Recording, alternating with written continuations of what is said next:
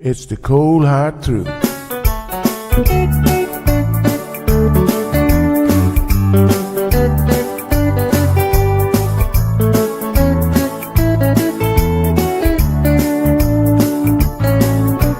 Everyone really want to know what's going on with her show. Just get on the air and you will know it's Sandra. The queen of the mile road is here, helping people from everywhere. Get on the phone and you will hear Sandra. Now she will tell you how it goes, but don't you ever step on her toes, 'cause you will hear the cold hard truth from Sandra. They say she's the hero in town, helping people from all around. You get a call, your money is found, it's Sandra.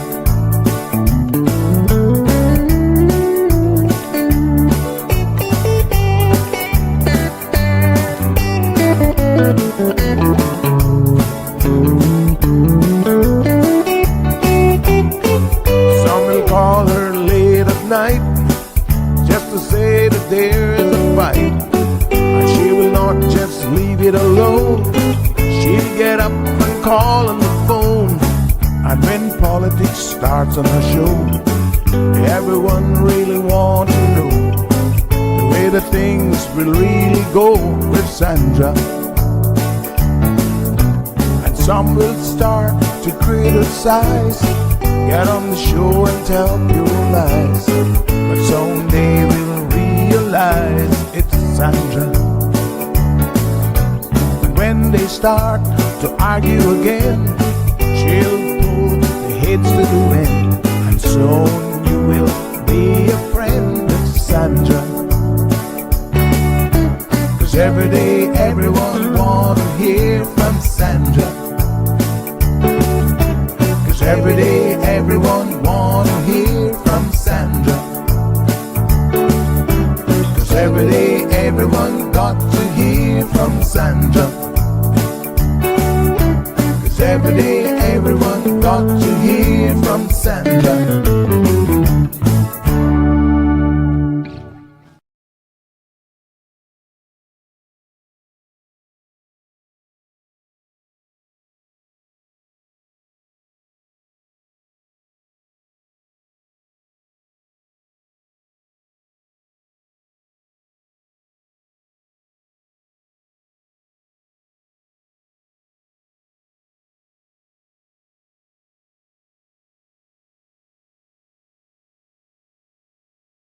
How are you doing today? Beautiful day in paradise, as far as I'm concerned. We're alive. Most of us are healthy, or at least we think so. And maybe, 50-50. It's fantastic to be positive about our health for sure. All right. I always get these messages right before I come on air, and sometimes I think to myself, oh my goodness, do I switch gears or do I stay on track? We're going to stay on track today, but we are looking into a few things, obviously, that are happening here, there, and everywhere. And I thank you guys, everyone who sends me your concerns about your workplace situations, whether it's perceived abuses, actual abuses, just feedback on what's happening. I do appreciate the direct line of communication, because that certainly is extremely helpful to me.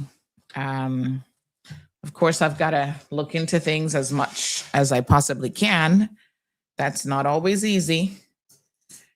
But as I say, if you have any evidence, all of what you say is going on, then by all means, please share it. So yesterday we did a little bit of a mailbag day, Ask Sandy, and we had a lot of response. Lots of people were calling in about all sorts of complaints. Everything from partnerships gone bad to people not paying them money. You know, it's just so unbelievable in terms of you know, what is happening all over the world, quite frankly, but Cayman being our primary focus, what is happening right here in terms of workplace abuses and just general abuses. It's not even workplace, because it's people not wanting to do right by each other. You know, you can't work people and then feel like you don't have to pay them. That's not how that works. Oh my goodness, sorry. I meant to mute that, but it looks like my mute button isn't working again. Oh my gosh. My apologies. I don't know if this board updated, but I did notice yesterday it was off. And I'll probably have to restart it after the show. I did not mean to cough in your ear. Excuse my manners. I hit the mute button and nothing happened. Oh my goodness, how rude of me. Speaking of people that are rude, did you guys see this video in circulation with President Trump making fun of Joe Biden, who has cancer, and trying to make it like he's coughing and talking like him? I mean, there's certain things you just don't do if you're a decent person. And well, I think we passed that stage of believing that he's a decent person. I don't even think his supporters believe that he's a decent person. They're just willing to do everything the wrong way to get what they hope will be a particular end. And can I just tell you that the end result isn't even going to be what they think it's going to be? When you go too far in any direction, this is where moderation is key. Because when you go too far in any direction, it's very, very dangerous. So, of course, people want to believe. I was actually watching a video short the other day about a guy in Dubai saying, you know, everybody wants to believe that immigrants are your problem. And the irony in all countries is that immigrants are not their problems, or their overarching problem. It's their own citizens. It's the politicians who have, you know, make corruption run amok. They've overspent our money. They have run infrastructure into the ground because they haven't been taking care of it. It's all of these things. But the perception always is, you know, it's easier to blame an outsider, a foreign national, for the wrongs that we perceive are happening in our own community. And we do the exact same thing. Guilty as charged, Your Honor. And that's the only time I'll be pleading guilty. Huh. Guilty as charged. So, you know, because the truth of the matter is, if we don't blame external foreign forces for all of our problems, then that kind of means that we need to look in the mirror, that we need to take accountability. We need to blame ourselves. And I guess that is a hard pill to swallow for anyone. And so it's easier to blame foreign nationals. And we look at the percentage, and yes, normally they are a small percentage, who are breaking the laws in our country. They're overstaying, they are, you know, gambling, committing whatever acts we say that they commit. Same thing with America. They're going to blame all the hardcore murderers and rapists and this and that. They're foreign nationals. Well, if you look at the crime stats, they're actually not.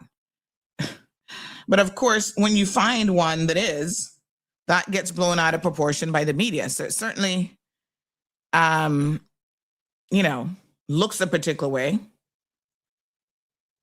It's like when people say to me now about the black and black crime, I say, okay, well, who's keeping track of the white and white crime?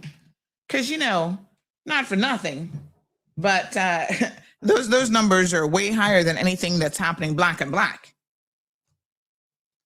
They're the serial killers. Let's just break it down for you. They're out there killing people on a regular. They're kidnapping little girls all the time. So are you guys keeping track of that as well? Or are we only going to be concerned about black and black crime? Bit suspicious. But these are the realities. So we create certain narratives that make us comfortable, right? Let's separate ourselves by race, by creed, by religion, and then by nationality, foreigners versus not. And as someone who stands for immigration reform, I also accept that you can go too far. There is such a thing as going too far. In the United States of America, they've gone too far. Smashing people's windshields, ripping people out of their car, completely ignoring due process. They don't care, actually, if you're an American or not. Eventually, we'll let you out 3-4 days later after you've been dragged into detention center, potentially assaulted, died, because people have died in custody. If you make it, if you survive, then we are going to let you out. And this approach, I can tell you, is not going to work well for them in the end, because what they have done is they have created a space where now we see the pendulum switching up on them. I was watching something over the weekend where it was talking about when you have a certain percentage, it's not a very large percentage of the population starting to protest in the streets. And they have seen this. This is someone who's, a historian and has seen this from all aspects of all over the world, all corners of the world, that a major shift is coming. And maybe it is the case, maybe we just have to accept that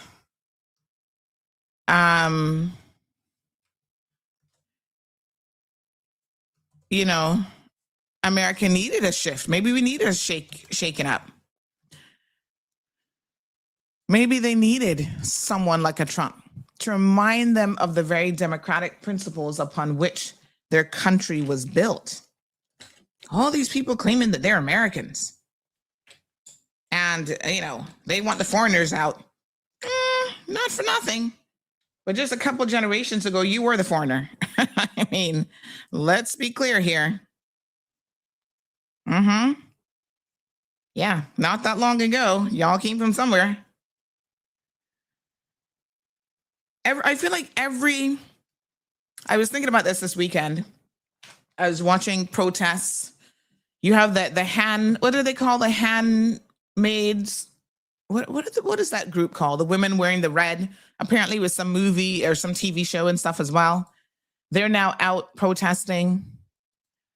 And it occurred to me that every generation needs to be reminded of what it took to get them where they are, what freedoms they had to fight for. So, I wasn't around during the 60s. I wasn't born. I can't talk to you about what happened then and what it was like to live through the remnants of people being hung from trees and, being murdered by government agencies, setting people up to carry out these horrific acts.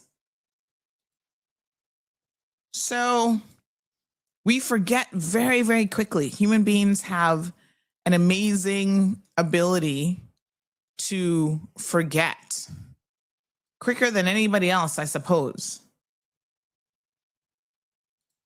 And that forgetfulness simply means that we are doomed to repeat the failures that got us there in the first place. So we all needed to wake up, right? You don't appreciate the sun without the rain. You don't appreciate the moon without clouds and the sun. So you need the opposite. You need something to actually compare it to. And so the truth of the matter is sometimes the system has to be disrupted by someone like a Donald Trump. Because if it doesn't get disrupted, we sit back and we think that this is okay. Right? We don't see what's happening. It kind of comes with a wave where we're like, well, you know, those foreigners, they're to blame. They're the ones who are taking our jobs. They're the one. And then let's crack down. Let's ignore due process. Yeah? And you start to ignore due process. You feel like you can just grab people in the streets. There was one guy, he's the owner of a deli, and he disappeared. And it's so crazy because when he disappeared, his family did not even know. They reported him to the police. They're like, we think dad has been kidnapped or we don't know what happened. Lo and behold, ICE had him. Imagine living in a country where someone can just take you off the streets. Like this isn't the sort of stuff that we expect from America, the world's biggest and best democracy. They have always supposedly set the standard for what we look up to. You know, we say that in the name of democracy, this is going to be okay. It's very, very strange. It is shockingly just bizarre that this is the approach that they've taken. But in taking this approach, the irony of it all is I think they're waking up Americans. Americans are protesting in their own streets. And this is what I say even about the Venezuelans. Everyone has to wake up. Everyone has to wake up and take responsibility for what is happening in your own country. You have to decide to fight against the wrongdoers. And sometimes those are dictators, politicians by any name. I don't really care what you want to call them, right? You have to be prepared to stand. And if the people of that country cannot stand up, then what? They are doing too much. I was looking at a video this morning saying how normally they were doing like 6 months of training for these ICE agents. Trump has reduced it to 47 days. Why? Because he's the 47th president. Isn't that wild? So because he's the things that he does makes zero logical sense, but he does them because no one is willing to stop him. And so I think the American people are finally waking up, and someone is going to stop him. Someone said life is the upside down. It's like everything that you thought was possible is now in reverse. And this is what is happening. When you have someone talk about and desecrate the civil rights era protections that were put in place and said, oh, you know, that just made things really bad for white people. It's like, what? That's what you think made things bad if you think things are bad for white people. They were not the ones who were being lynched and hung from trees, let's be clear. But if you think that that's what made things bad for white people, because they were obviously the ones who were marginalized and being discriminated, who couldn't drink from, water fountains and who couldn't go in certain restaurants. Like, people say this. The president of the United States of America says this sort of stuff. And all of you who support him sit back and think that this is okay. This is acceptable behavior. Well, Americans are standing up. They're recording this behavior.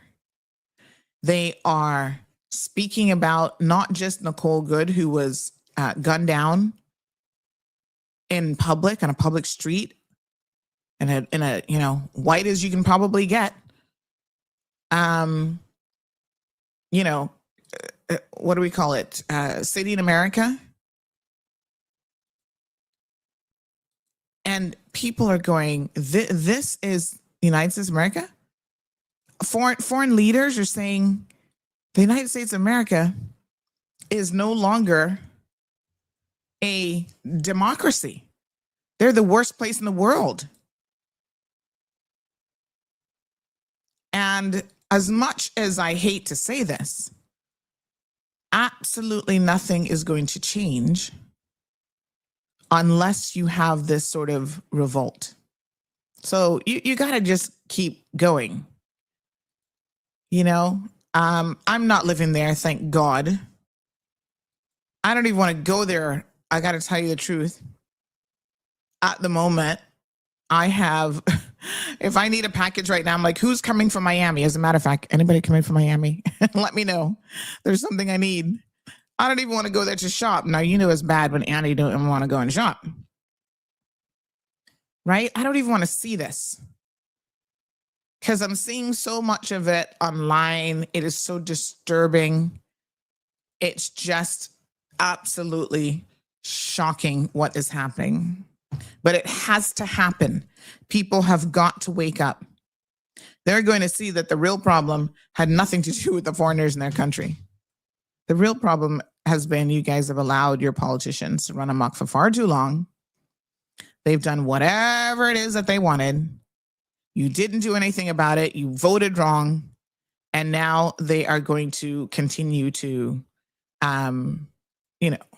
desecrate your communities. Right now, there is a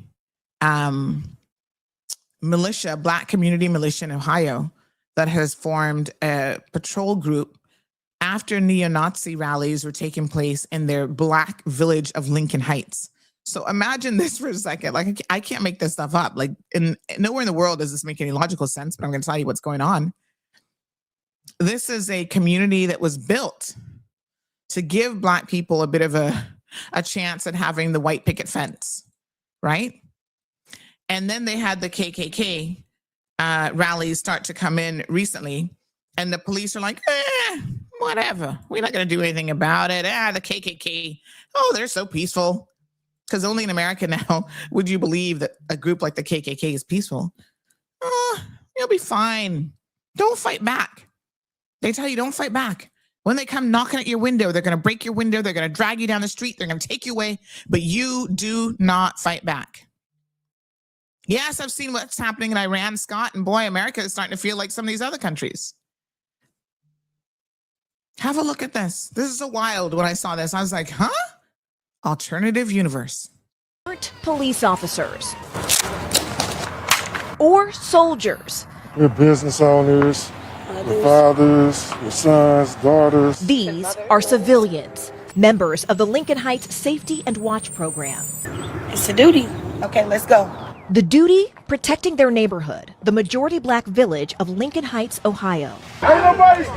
After neo-Nazis held a rally here last month, carrying rifles, waving swastikas, and hurling racial slurs, just moments before children were let out of school. At the time, law enforcement officials said the neo-Nazis did not break any laws, but an investigation by county prosecutors is ongoing. Weeks later, the KKK came with these flyers. First African-American community above the Mason-Dixon line of staff. Safety and Watch Group spokesperson Durrance Daniels says the police did not do enough, which was more chilling because the town was founded in the 1920s as a safe haven for Black residents. Lincoln Heights is our home. If somebody broke into your home, you call the police, and the police says, if they do it again, we haven't broken any law, so we're just going to allow them to break into your home again. What would you do? Are you worried at all that having a potentially armed response could just create more friction, create more danger? I'll answer that by saying I've never felt safer as a Black man in my community than I have right now. The mayor of Evendale, which oversees the police force that responded that day, said in a statement to NBC News, "Our emphasis on de-escalation and public safety resulted in the incident's resolution without injuries to any of the persons involved." But residents here say they can't afford to wait. Every day, the Safety and Watch group escorts children to school and patrols the streets. Why do you all wear masks? Those Nazis, we have reports of them finding our backgrounds, so we're not hiding ourselves from the residents, but we're protecting our family from what we're doing out here. While many locals do support the security group, some, like business owner Eric Ruffin, say they wish the group wasn't needed. We don't want to become what we hate. You know, we don't want to become a group of people that walk around feeling like we have a reason in America to have to protect ourselves. And this community Stand up. Stand up. is not backing down. Wow. It's so crazy. My gosh. Like I said, I lived in the States and I have never seen anything like this. It is just unbelievable. But there you have it. Right now we have, after the Venezuela invasion, you know, we have the oil companies saying, we don't want to go into Venezuela. We don't even see how this is going to be profitable, because this is what happens, right? You pick a leader who is so brilliant. He hasn't thought this plan through properly to its logical conclusion. Oh, we Americans are going to pump billions of dollars into the Venezuelan. And the people who he expect to do that, who were supporting him to get elected at the campaign level, when it comes down to it, they're like, no, that's not part of our plan. We don't want to do that. And so what does he do? He starts to attack them. Have you guys seen that now? He's upset with the head of Chevron because they're not on board with his ill thought out plan of stealing Venezuelan oil. And they're like, no, we're not going to invest that kind of money into the infrastructure. But that's what he's all about. Let's get it done. So there you have it. It's pretty wild. And so we will continue to watch the situation, because if you think that this isn't concerning to us as Caymanians, y'all need to be very, very, very careful about that concept. Yeah, it's pretty wild. Anyway, we continue to watch. People continue to protest. The protests are growing. And so, you know, we'll see how this all plays out. It's just very, very sad. But like I said, sometimes this level of disruption of the system is necessary for people to remember what democracy is supposed to be about. When you threaten the Federal Reserve of all people, that you're going to fire them because they're not adjusting. Remember now, these people are industry experts, right? Although he'll put someone in there who isn't. But traditionally, they've been industry experts, and, you know, nobody's perfect, but they certainly know a thing or two. Someone who's filed for bankruptcy so many times we've lost count, right? He's going to tell them how to save the U.S. economy. And when they say no, then, oh, you're being investigated. It's a problem. Stay tuned, people. Stay tuned, because it's a problem, all right. The Federal Reserve Chairman, Jerome Powell, had to make a statement in relation to this investigation that is being carried out, and set the record straight, because he said, no, this is, let's be clear about what is actually going on here. It is so incredibly shocking and wild. I don't know what to say. I'm at a loss. You know, all laws now are just thrown out of the, you know, normally when you have an incident where someone is shot in the middle of the street, even by police, there's a particular way in which the scene is handled. There is a particular way that, you know, you treat it like an investigation. They did not do that with this Nicole Good, may she rest in peace.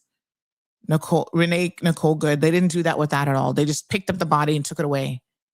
So whatever evidence there would be for building a case, they've literally destroyed it, other than the videos that people took.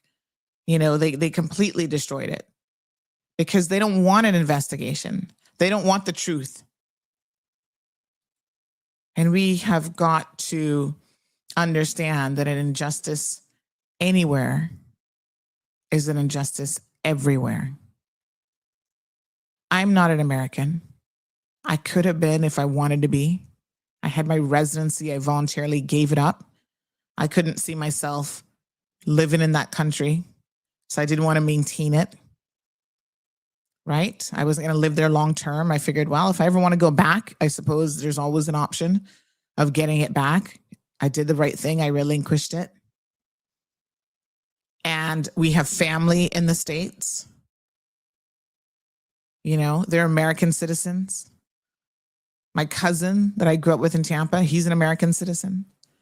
His mother was an American citizen, Aunt Lottie. She became an American citizen, 50 years at least. Well, she died in her 80s. I want to say I think she left when she was like 12, so more than 50 years. She was there. My Uncle Willie, you know, originally from Jamaica, moved to the US, died in his 90s. There is a concept of like the American dream that if you work hard enough, you can get credit. I'm going to say that again. If you work hard enough, you can afford to get some credit in life and get a little house and get a little car. If your credit score is good, you'll be okay. And this is what we see happening. Thank you, Kurt says, thanks, Sandy, for continuing and speaking on this topic. I feel for all of our family in the US and all of the American citizens, but people are finally starting to wake up. It's authoritarianism in the United States of America? I think we're there. The fact that we have a police force that is unidentified, that we don't know who they are, they wear masks, and they're snatching people off the street, violating due process, that's a pretty good sign. There we go. That's a pretty good sign. All right. Well, you know, listen, I see Stuart Bostock wants to talk about something else. He says, is there a YouTube glitch? The topic looks interesting, but Sandra is talking about Trump and the U.S. issues. Stuart, do you seriously believe that those issues don't impact us? I mean, yeah, direct impact. And you know what? It's not even like I would be, if I sat here and ignored all of this stuff, let's just say that somehow that seemed like the right thing to do. You sit here and ignore what's happening in America because, you know, it doesn't impact us is what we would believe. Let's just say for a minute that we thought that that was the right thing. There is no media. I mean, when I tell you no media, I mean absolutely no media. If I go to BBC, any world, you know, what are some of the ones that I subscribe to? New York Times, every single publication is talking about this stuff. So for me to sit here and pretend like this isn't happening in the world, that is when, Stuart, you should be asking me if I'm crazy. That is when you should be like, well, how can CMR, who covers world events, not cover the constant? I mean, every single time World Economic Forum is happening next week, right? Here comes President Trump with his foolishness. NPR, Wall Street Journal, Miami Herald, every single publication. The Independent, I just started subscribing to them. They're a UK publication. Every single publication all over the world is covering this. Washington Post. It's like, it is a little bit traumatic from the perspective that there is so much that this man is doing. There's not a single day that he doesn't say something absolutely ridiculously stupid, or he doesn't run afoul of international law, domestic laws, lie straight through his teeth. You know, it's hard to ignore.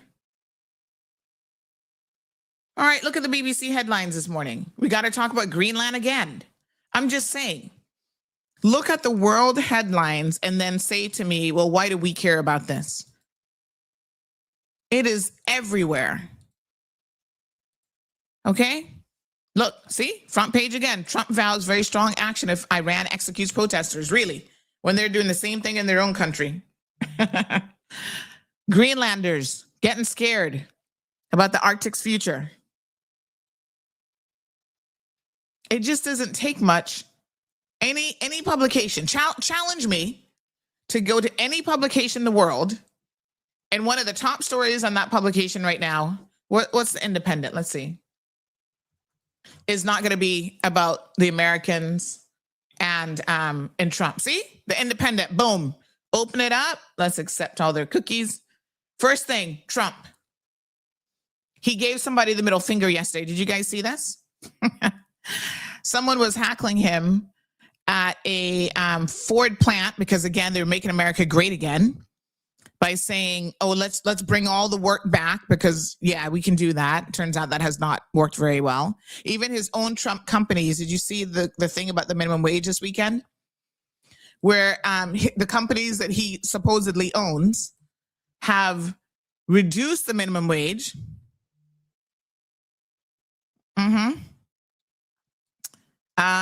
So they want to pay workers even less. They want to talk about, we're going to talk about minimum wage here for Cayman in just a second. But, they want to talk about minimum wage. And what do? They end up paying their workers several dollars less. Because, you say one thing with your mouth and then you do something completely different. So here we go again. He actually gave somebody the middle finger. This is your president of the United States of America. Gave someone the middle finger yesterday and told them F you. Because they don't like, I don't think I've ever heard of any other president in modern times doing anything like this. I mean, I can't speak to what they might have done in the 1600s. But I cannot, and then y'all still sit down and talk about how this man is so well respected and he's so presidential. Trump Vineyard seeks foreign workers. Listen to this headline. Trump Vineyard seeks foreign workers at lower wages after administration policy shift. So weeks after the Trump administration lowered minimum wage for temporary farm workers, the same ones that ICE is going out there grabbing and taking off the streets, the Trump administration sought approval to hire 36 foreign workers for its Virginia winery at a pay rate nearly $2 an hour below what it previously offered, Forbes magazine. Right? Civil rights led to white people being very badly treated. How can you ignore this stuff? It would be remiss of me if I didn't discuss it. So when you say, oh, gee, we're talking about this. Yeah, we're talking about it because it is everywhere. Here's another one in their political, Independence, a UK paper, making headlines with American politics. See what it says here? Woman dragged from car by ICE agents yells, I'm disabled. In chaotic scene, they didn't care. They're dragging disabled people. They are dragging council workers. Did you see that? Where they arrested a council worker and the city council's like, the dude works for the government. He's a council worker. And it doesn't matter. The Pentagon used a plane that looked like a civilian aircraft in a boat strike. Something that the law prohibits. You can't pretend to take on civilian status to fool adversaries. And that has happened. You just throw law and order completely out the window right now. None of that appears to matter. And you sit back and wonder why I'm talking about it. Washington Post. New York City Council was detained by ICE on January 12th as he attended a routine immigration appointment at a court in Long Island. You can imagine. He works as a data analyst for the council, and the New York City Council speaker had to address this. Okay. Another headline.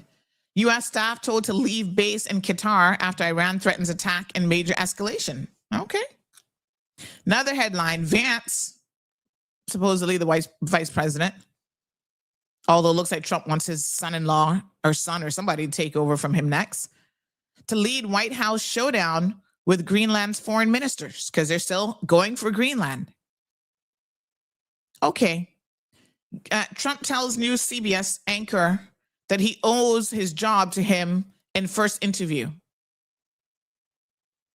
This is the world. Yeah. You've got several attorney generals quitting after, I think it's about six of these attorneys have quit after the Department of Justice have demanded that they investigate the widow of the young lady, Renee Nicole, who was gunned down in an American street just last week. They're now saying, oh, you guys need to investigate her widow. Investigate her widow for what? Her widow was not the one who pulled the trigger. Even Joe Rogan says people now see ICE as murderous military people and calls fatal shooting of Renee Good horrific. Look at the story after story after story. Give me another publication. I challenge you. Give me another publication that you want me to pull up, any publication in the world, and let's see what their headline. Let's look at the Hindu Times. I mean, I don't really read them, but let's see. Hindu Times. Let's see. No. What's their direct link? Hold on. We need Hindu. Is there such a thing as the Hindu Times? The Hindu? News from India and the world? Look at that. Trump. Every single, Stuart, every single publication.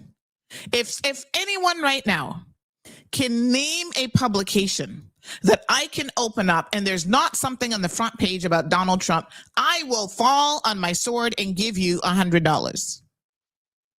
No questions asked. Let's not include local publications because, unfortunately, our local news media doesn't really care about what's happening anywhere else in the world.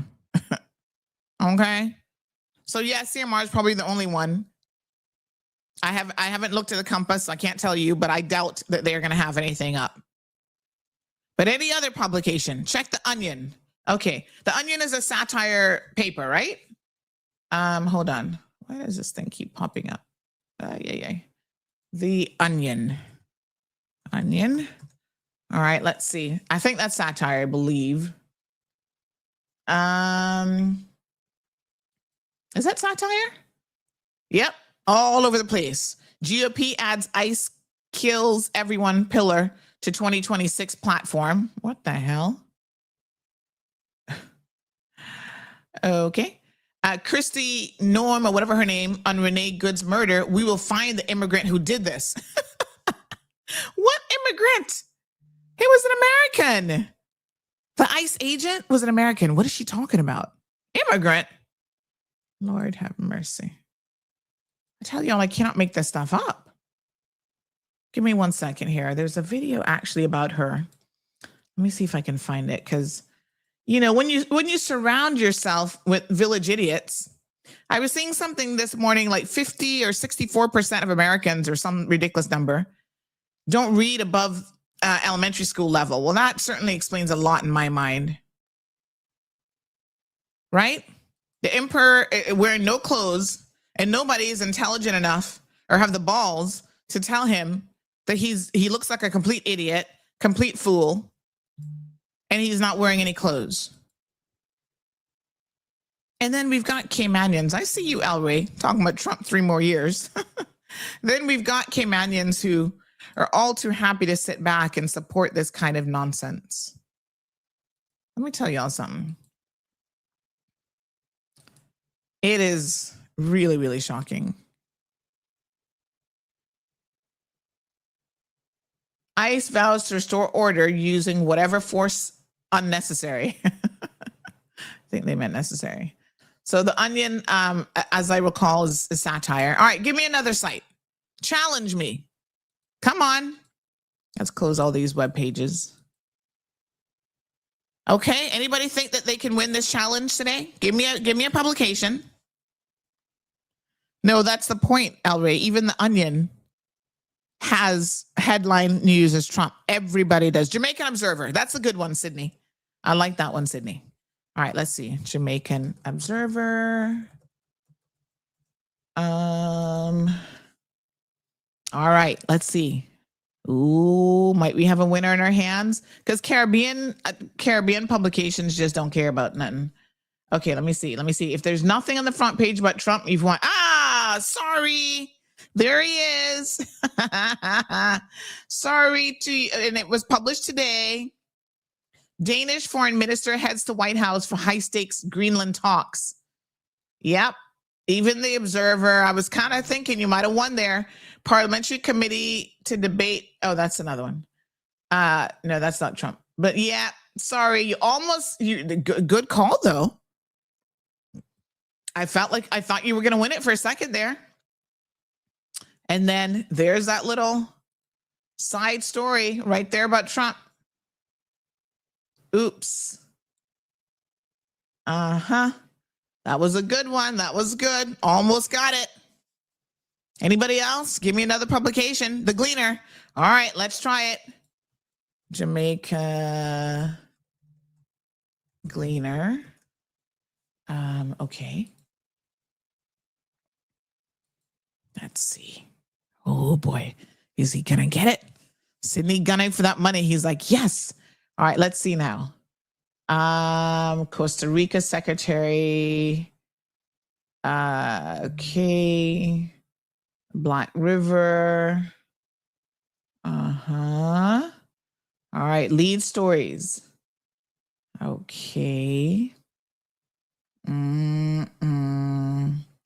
Audrey Marks. Okay, that's local news. Sports.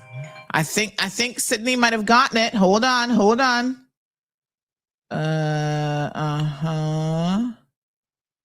Oh boy.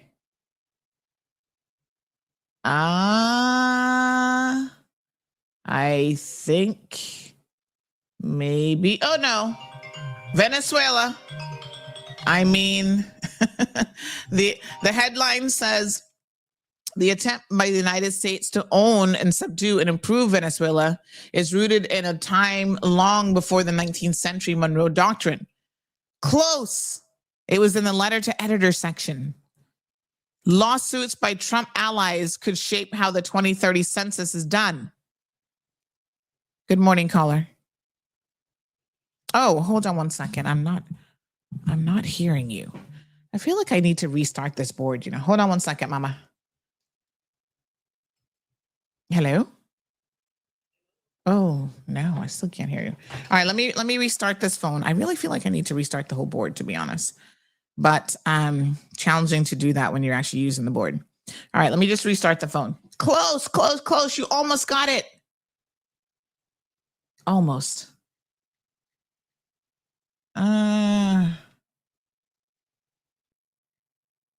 Although, should I give it to him? I mean, I feel like you were so close. He says it didn't say Trump. Okay, let me look at that one again. Let me just see. I mean, it's about Trump and his foolishness, but it does say lawsuits by Trump allies. But I kind of feel like this is, you had to scroll all the way down the page. So it wasn't a headliner. So I'm going to give it to you, Sydney. WhatsApp me your account information. We're going to give it to Sydney. Yeah. All right, we'll give it to you. That's as close as you're going to get. But every other world publication, I can tell you what. Honey child. All right, let's see if we can hear this lady now. Good job, Sydney. Yeah, like I said, once you pick the Caribbean, people are not quite as... Oh, I still can't hear anything. Hi, I still cannot hear you through the board. Hello, can you hear me? Nope. And I can't hear you. All right, give me 1 second, good folks. I'm going to just restart my board because I do need to call someone that you guys do need to hear. Remember yesterday? Philip is so funny. Philip said, shall we go to Fox News? Oh, that's hilarious. Let's see what Fox News, even Fox News has him up as every news story. Hold on. As you can see, I don't really read any of these news publications. So Fox News, okay. We don't need to know about Fox and Friends. ICE shooting, fraud probe, and more. How the Save Women's Sports SCOTUS defense uncovered a game-changing legal attack. Zero aim the Pentagon. Terrorists pose direct threat to American safety. Well, okay. That's your own fault right there. Trump responds to shooting protester. And you know the other crazy thing, let me restart my board. So I'm going to play some music while I do that. But the other crazy thing that I must say is at a time like this, when things are happening in Iraq, Iran, all over the world, the last thing you think that the Americans would want to do is marginalize their own allies. But they have no sense whatsoever. They don't even care. They're marginalizing their own international allies. So when stuff starts to go crazy now, you think the UK, Denmark, and the rest of NATO, who, you know, they're resigning from all the NATO organizations, that NATO is going to be there to help the Americans win a world war and to go back into the Middle East? Let me be clear. Even my camera is acting up today. I think I'm going to have to do a restart for real. Let me be very, very clear, right? The Americans have not won any wars without the help of their international allies. And you have helped to single-handedly alienate all of your allies about right now. And then you talk about you're going to try to fight terrorists. Who do you think is going to be helping you with this fight? I'm just curious. All right, let me play some music while I just restart everything. I think I'm going to restart the computer. So please bear with me. I'm going to restart the board and the computer, and we do need to make a phone call. So we'll be right back after these messages. I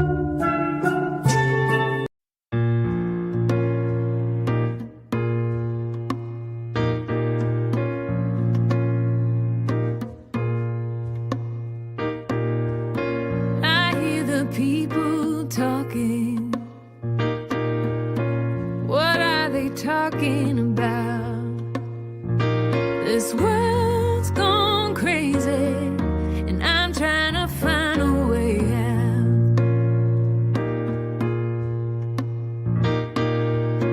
Nobody knows where we're going, or if we're going at all. Nobody cares if we stand, if we have nowhere to fall. It's a singing symphony, playing as the ship goes down. It's a porcelain epiphany, breaking if it hits the ground. I gotta find a way out.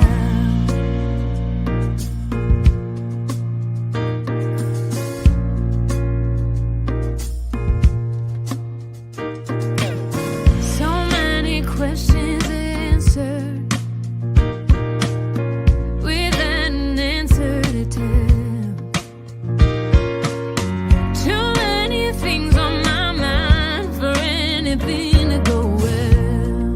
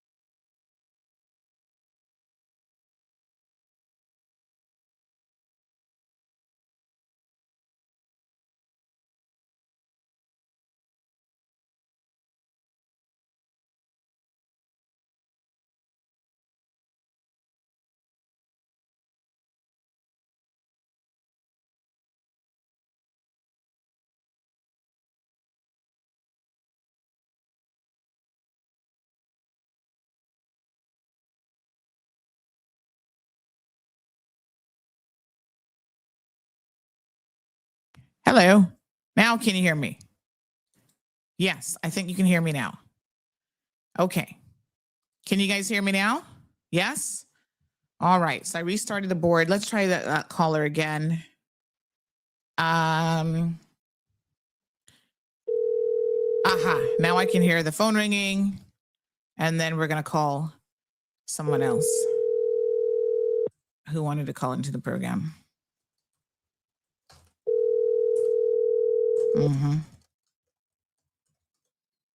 Okay.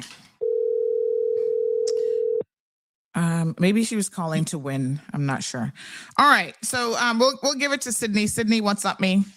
All right. Let me just make a phone call because someone wanted to actually join the show about one of the phone calls yesterday. So hold on. Let me just give me 1 second. Let me find the message. So we had a lady that called yesterday. And she changed her mind. Okay. All right, then. Anyway, remember the young man who called and said that his friends had taken over his account? So apparently, the woman reached out and said that they had an intimate relationship. Listen, that's what I'm telling y'all. Now she doesn't want to come on and talk about it. But listen, these things. Wow.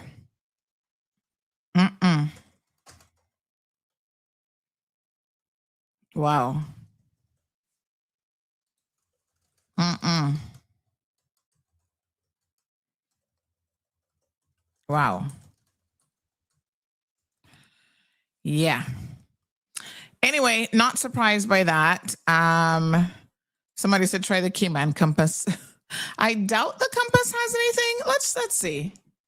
I mean, I don't really read the compass either, but let's see what their headlines are. Verify you're human by completing the below action. Okay.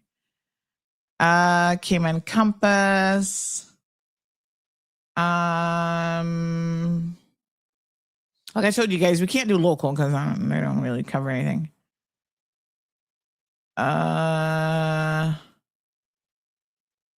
Police identify man. It looks like they've changed up the format for the compass. I haven't been on here in a while, but it looks a little bit different.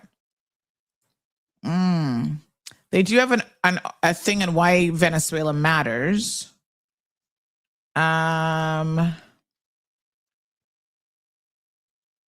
Let me see here. Yeah. Trump, there it is. Trump's plan to cap credit card interest rates alarms bank shareholders. So that's on there.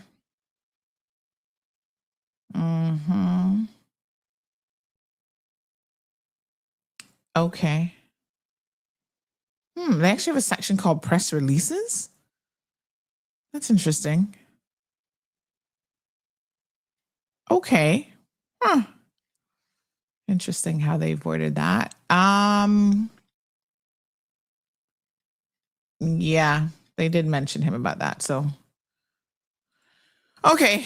Ooh, what's wrong with their page? 4 or 3 forbidden. Why am I seeing this? Your access to this site was blocked by WordFence, a security provider. Can somebody let the Compass know something's going on with their site? I just clicked in a story and I got, let me show you what it's showing so you can somebody can let them know. This is what I got. Some weird text. It says copy the text you need to paste into a form later. I ain't doing that. No, honey child. Let me see if it does it with more than one story. Let me click on something else. Oh, I think there might be a problem with the Compass website. I'm getting a 403 error message. Somebody report it to them so they can fix it. You know, these things sometimes happen. I don't know. Let's try another article. Yeah, weird. Okay. I don't know if it's just me, but that's what's happening. I get to the homepage But then when I'm clicking on stories, it's giving me that. Okay. Anyway, I'll close it out.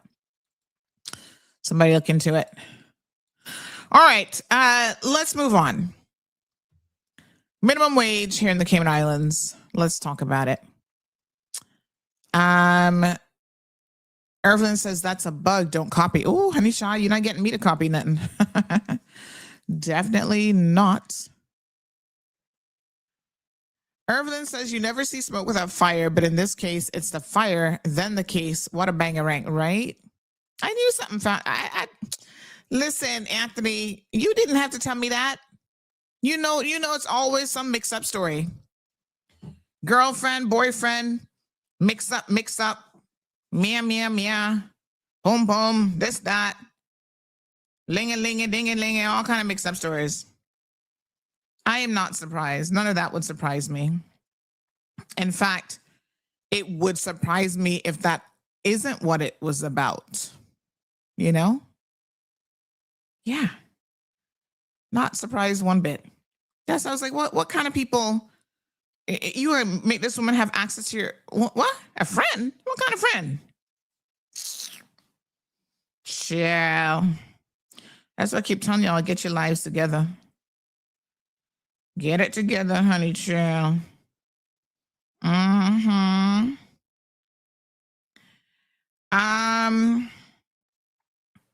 What a mess. So they'll have to sort that out. But I'm telling you, I don't get in business with people that I, dated in the past or even a marriage. Like I said, you got to be very, very careful. And I think, you could get along fine as a couple, but maybe you run businesses differently. So that's another reason why I would never get involved with people like that. That's a hot mess and then some. Buenos dias, Senora Alba. Trinidad Newsday, says Demetrius. Ay. El Rey says, Trump making America mainstream media great and relevant again. El Rey, I have to question your sanity. The Royal Gazette. Mm-hmm. All right. Miss Pat says you can do as much as you want, but not for as long as you want. This will end. Oh, yes, that is so true. Only a matter of time, really. Apoc says, yes, it is satire, but nowadays it may be predicting the future. Victor Lookloy, good morning, sir. Says, over the years of its existence, this is the best America has ever been. It's just instant news now. They have stopped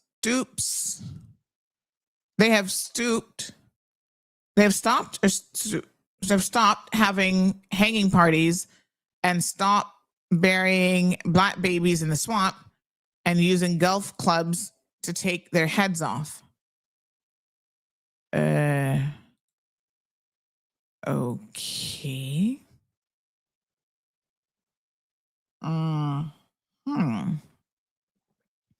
Anthony says previous presidents, George Bush and Rockefeller. When was Rockefeller president? Which Rockefeller was president? Have given the middle finger. Trump is not the only one. Okay, let me fact check that. I've never heard of Bush giving the middle finger, but let's see. Let's see.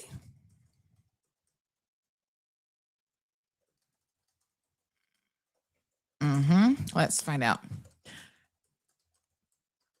All right. Now, I don't mean giving your own family members a middle finger. Maybe he was giving it to his dad or something, but you didn't say which president you're speaking about.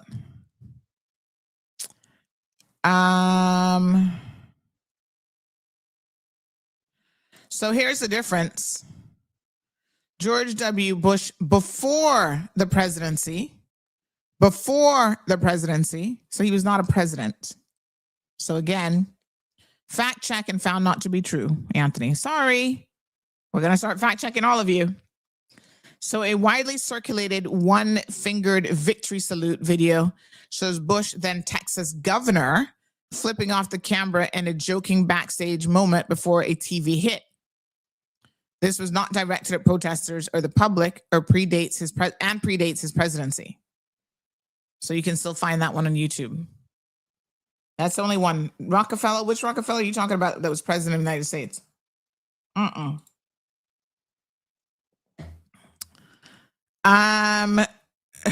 Gabby says he actually said just because a boat landed there 500 years ago doesn't mean that they own the land, Greenland. The stupidity is just too hilarious at this point. The Native Americans must be rolling right now. I mean, it's like not even funny though. Like because that's not a joke to him. He believes all of that. You know, so this is where it becomes dangerous. Debbie says, I wouldn't live in the US for nothing, even for free. The US is a disgraceful place. Apoc says, don't be surprised if they give anyone going into Venezuela a tax break to make it worth it. All the tax breaks in the world, not going to be worth it. Apparently, y'all didn't know how poor the infrastructure was in Venezuela and what it would take to get up and running again. All right, let's talk about the cost of everything here in Cayman going up. And I'm trying to reach out to some businesses who can have this conversation, because we you know, add things together in our own heads and we think that there's a cause and effect, which sometimes there really isn't. The cost of things have definitely gone up. The cost of food has gone up. But at the end of the day, there is this question of, I gotta show you guys the middle finger picture. Hold on, this is so funny. As I open up this news here, it came up. There it is. He was called a pedophile protector, and apparently that's what set him off. I mean, the guy didn't exactly tell any lies. I'm just saying. But there you go, President of the United States, boy, looking so dapper. Good morning, caller. Good morning. Hello. I would be curious to know, or like you said, if you could bring on one of the businesses to talk about it, because I know, like, for instance, I'm pretty certain that Foster's paid their workers more than minimum wage yeah, anyways, right? Exactly. So if their prices did go up, which I don't think they did, but what would be the reason? Right. You get what I'm saying? Yeah, a lot of companies, lot of reputable companies paid more than minimum wage anyways. So what would be the reason for the prices going up? All right, thanks. Okay, thanks, darling. Somebody else said the Compass site is working well, but they may have blocked you. Maybe it depends on the browser, because I was using Firefox to open that page. So I don't think the Compass can block me in that sense, because they don't know they don't know where I'm coming from. So in other words, they don't know where I'm coming from. So it's probably something specific. That's weird. Forbidden. Oh, you know what it might be? This is when I say they don't know where I'm coming from. Hold on. No, well, they would have to know way too much information about me to block me, which isn't really. I hope they don't. I'm connected to VPN. So it's.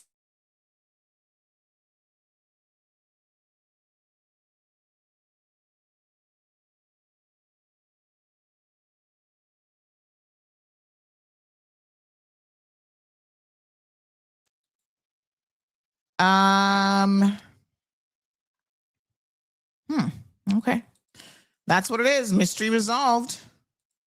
They don't want you using a VPN in their site, apparently. Kind of weird, but alrighty. All right. Yes.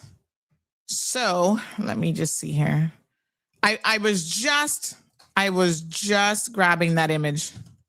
So funny. I literally just saved it. Okay, let's talk about it. So that caller has a valid point. There are a number of local businesses, and this is why I had the huge question around this about, how much of increasing the minimum wage. And I told you guys this. I mean, we had this conversation, I thought. None of you should be surprised at price increases because I said, you raise the minimum wage, the cost of living goes up. Are you really helping anybody? Okay. I mean, yeah. Okay, we got a problem paying $6 an hour. Raise it to $8.75, $8.65, whatever. But then you're paying more for every single thing. Who does that help? You're not going to be able to save any more money. The only real solution, I kept telling you guys this, but nobody wants to listen to me. Y'all acting like auntie over here, don't know what's going on. The only way to do something about the minimum wage is to make sure you do not fall.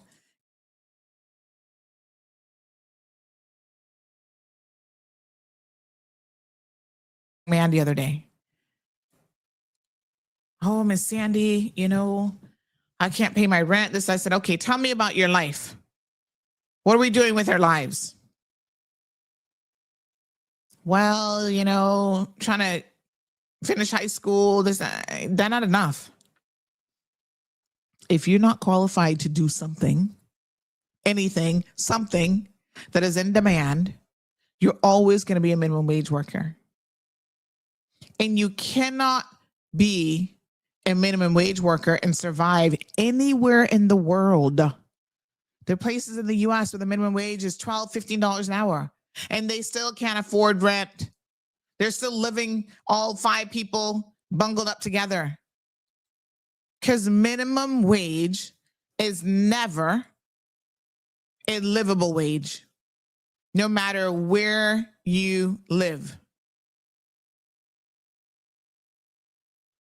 Yeah? Let's talk about it now.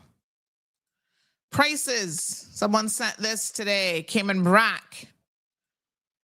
I don't know if they're paying minimum wage in Cayman Brack or what they're doing. $17.99. $17.99 for Oscar Mayer lower sodium bacon. By the way, when they say lower sodium, don't fall for it. $17.99. Right?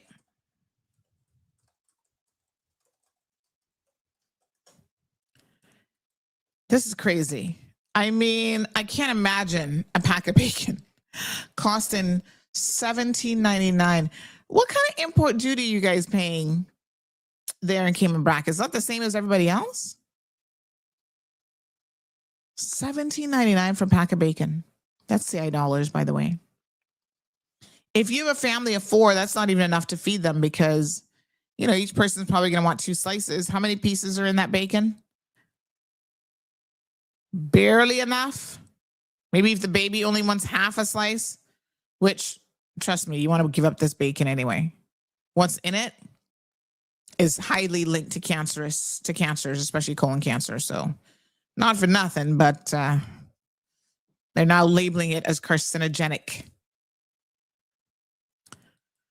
So, I mean, there is a broader question here. And I have to really think about this because now the same people who were demanding before, like, yes, we need to do something about the minimum wage, are the same people now who are like, well, I'm going to my fast food joint and the prices have gone up. I'm going to talk to some of those fast food places, the owners. I know some of them. Obviously, they advertise. Some of them advertise in CMR. And I need to get a clear picture. Oh, we've already got an answer. Look at that. I did ask the question, and I'm so glad. Some of them are very, very responsive. Thank you, sir. Let's talk about what they have said in response to this. I wanted to know what was the driving force of the increase to their goods. And so let's take it now from their perspective, because again, I don't own a fast food restaurant. I don't own a grocery store, right? I am in the retail space a little bit still. You know, we got our dash cams, we have our streaming boxes. You know, I have a retail license, so I can technically bring in anything and sell it once it's legal in this jurisdiction. But I have always understood as a business owner, there is a much bigger umbrella of the cost of doing business. And this is what a lot of people who get into business and retail specifically do not understand, that the cost of doing business in Cayman is not cheap. Not for nothing, but that is why so many people are outsourcing. I got a call yesterday for Flow. They weren't calling me. They actually called somebody else, but they called my number. I don't know how they got my number. For this person, they were calling from the Bahamas. When I saw the thing come up, Providence, Bahamas, I'm like, why the hell is Flow calling? You know, who's calling me from the Bahamas? It was Flow. So it's cheaper for them to have a call center in the Bahamas than to have those people in Cayman working. The cost of doing business in Cayman is not cheap. Let's have a look at this response that we got in relation to this. Because we have a perception, and our perception, if we're not in the business, is not necessarily the reality. So this is what this business owner has to say.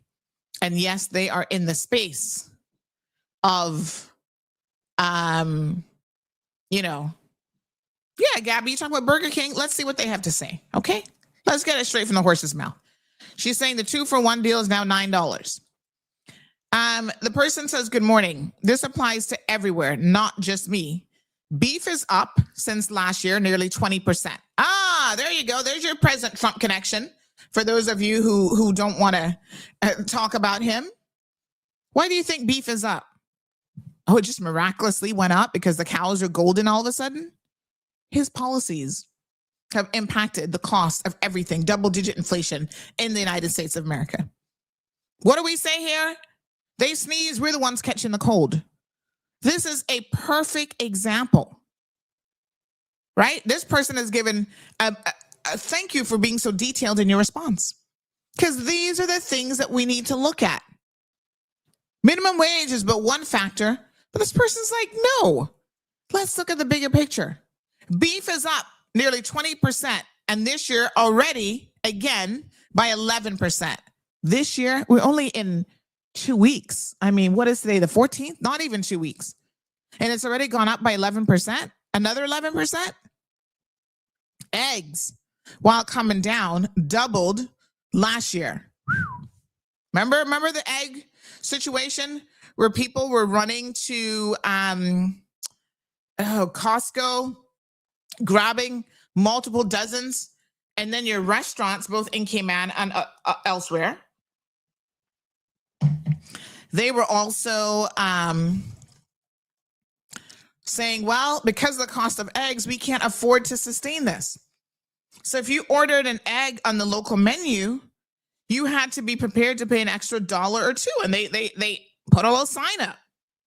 So listen, eggs are now a premium. If you want an egg, we can't make that omelet for you with all of those eggs at the same price that we had before. So now any egg menu, we're going to have to add in $1 or $2 to it.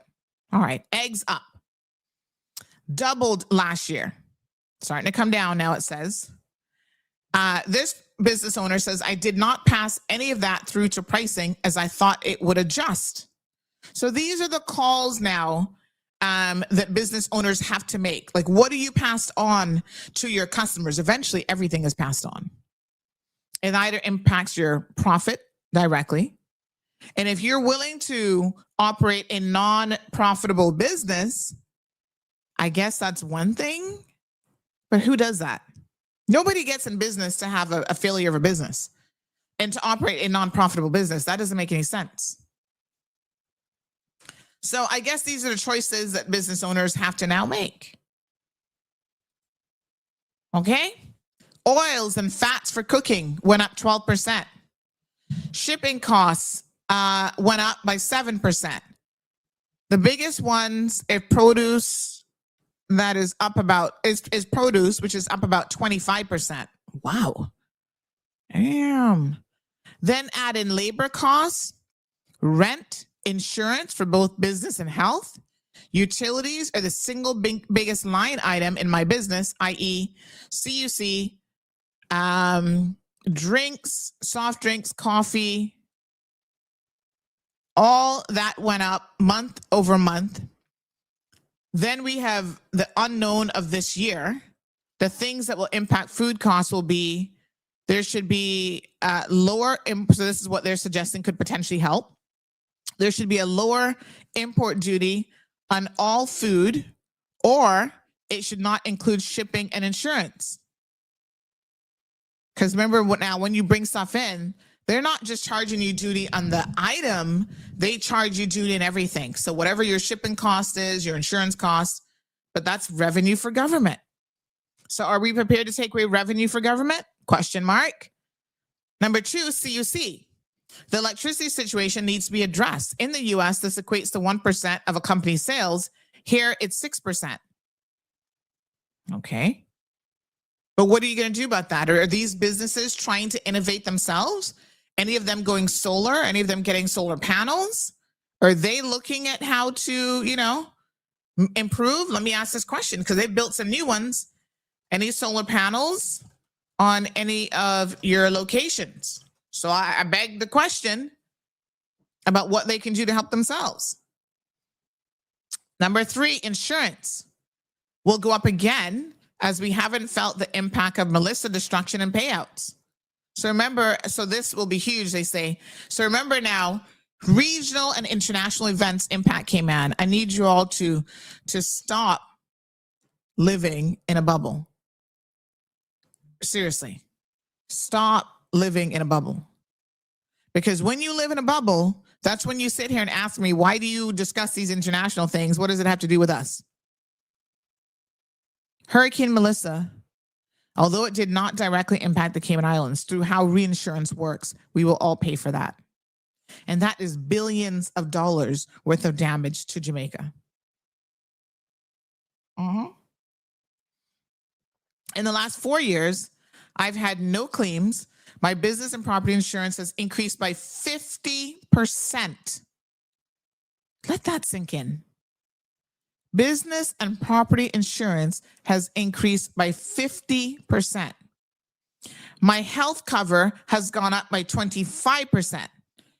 So they go on to say it's not one single thing, it is everything. I've held off on increases, but it's not sustainable. Then factor in debit/credit card charges, 3% of the sale. That method is increasing. In the US, it is 1 to 1.5%. Labor did impact us. Keep in mind, we already paid well above the minimum wage as starting. That impact is around 5% increase alone. I do not know how the new fees will impact things yet. So they weren't paying minimum wage, so we think that that's not going to have an impact. So I'm curious when they say that this impact is around 5%. Let me just ask this follow-up question. If you were paying above minimum wage, yes, please explain how that impact of 5% comes about.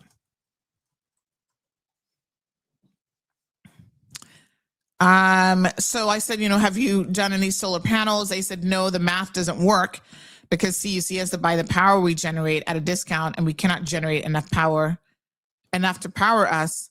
The solar situation benefits CUC only. I wouldn't really agree with that as someone who owns solar panels myself. I don't think that that's the correct assessment. And then this is, I think this is one of those situations where unless you've really looked at it and you've seen it, then you probably don't fully understand it. Solar panels don't benefit CUC only. That's not correct at all. Yes, it is a buyback type of program, but I can tell you from someone who has benefited from it, it is something that you will see as a direct savings to yourself as the consumer. So the person says, yes, the minimum wage increased from $6 to $8.75, which is 46%. But if you were paying above, so I guess they were above the previous minimum wage, but not the new one, maybe. Okay.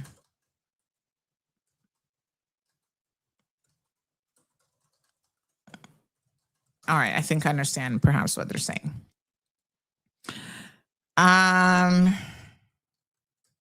Okay.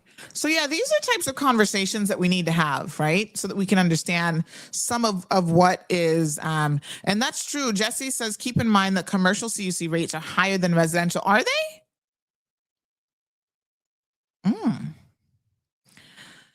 Even more reason, in my opinion, to get solar panels. So listen, it's not easy. And then you got to think about the volume that people sell at and stuff as well. Some businesses are very, very labor intensive. So you can't do them without a lot of labor. I can tell you the cost of everything has gone up. All right. Sarah Sue, good morning.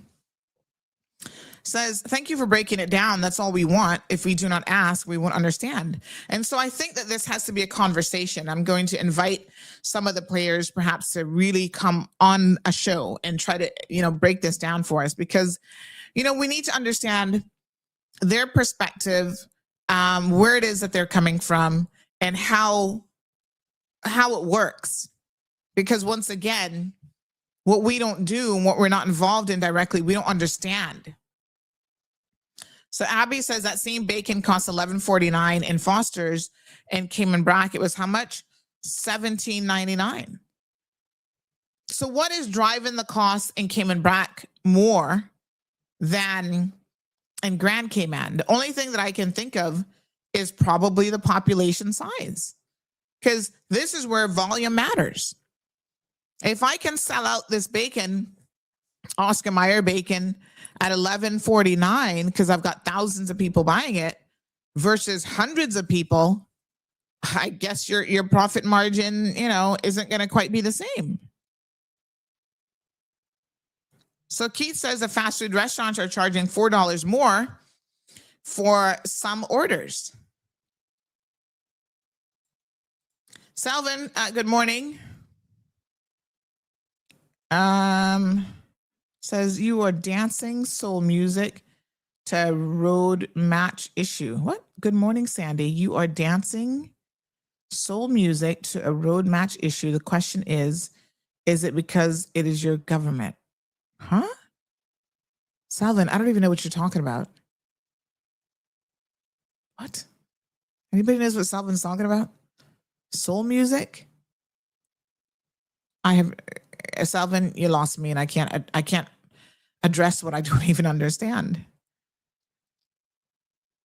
All right, Scott says it's mostly food service and home services that have gone up and will continue to go up.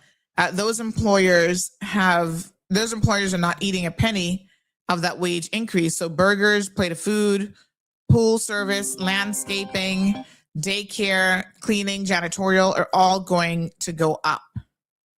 Good morning, caller. I want some business owners to call us today. That would be really, really great. Thanks, caller. Morning. I actually wasn't going to call in, but my friend posted that almost $20 bacon, and oh my God, can you imagine? I mean, you and I have had extensive conversations about food and, how to kind of finagle it and make it work, and actually make it work in a healthy way.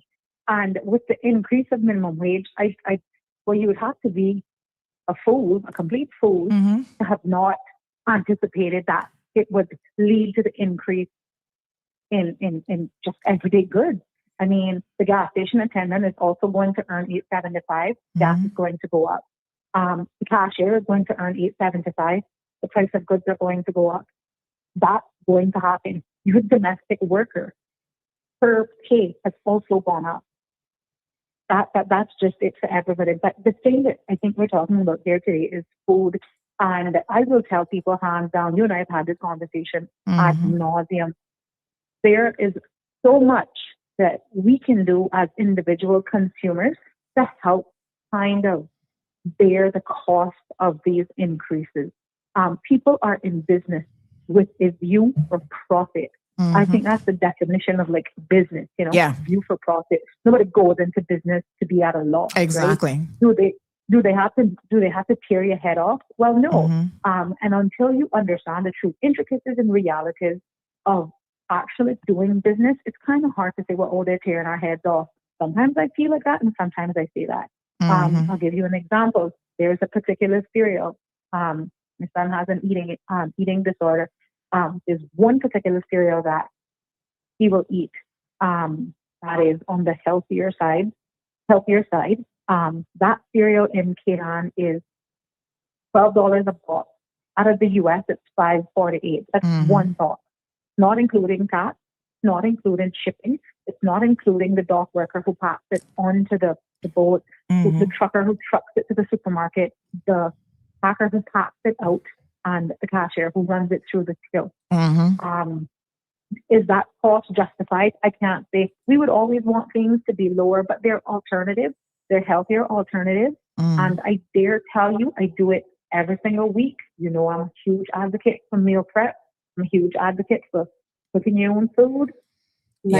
People are screaming and bawling, and my friend that posted the bacon, fellow cook herself. But I mean, that is just the reality of island life. And I'm not suggesting by any means that is okay, because I actually think, based on some conversations that she and I have had, and based on some conversations that I've had with other people, particularly in the BRAC, quite frankly, I'm disgusted by what I see happening there. I'm talking about beef that's been frozen that's green. I'm talking about like milk that's expired and still on the shelf for sale. That's despicable. But this is the actual cost. I think someone said earlier that particular bacon that lady posted is actually about $12 in Cayman. I agree with you. I don't even eat that bacon. Nothing to do with price, but everything to do with the ingredients. There are healthier alternatives. I know the one that you be stealing because they can't even send that Savannah for me no more. That's right. I told them to stop carrying it. I told you I have to venture to West Bay to get my healthy bacon.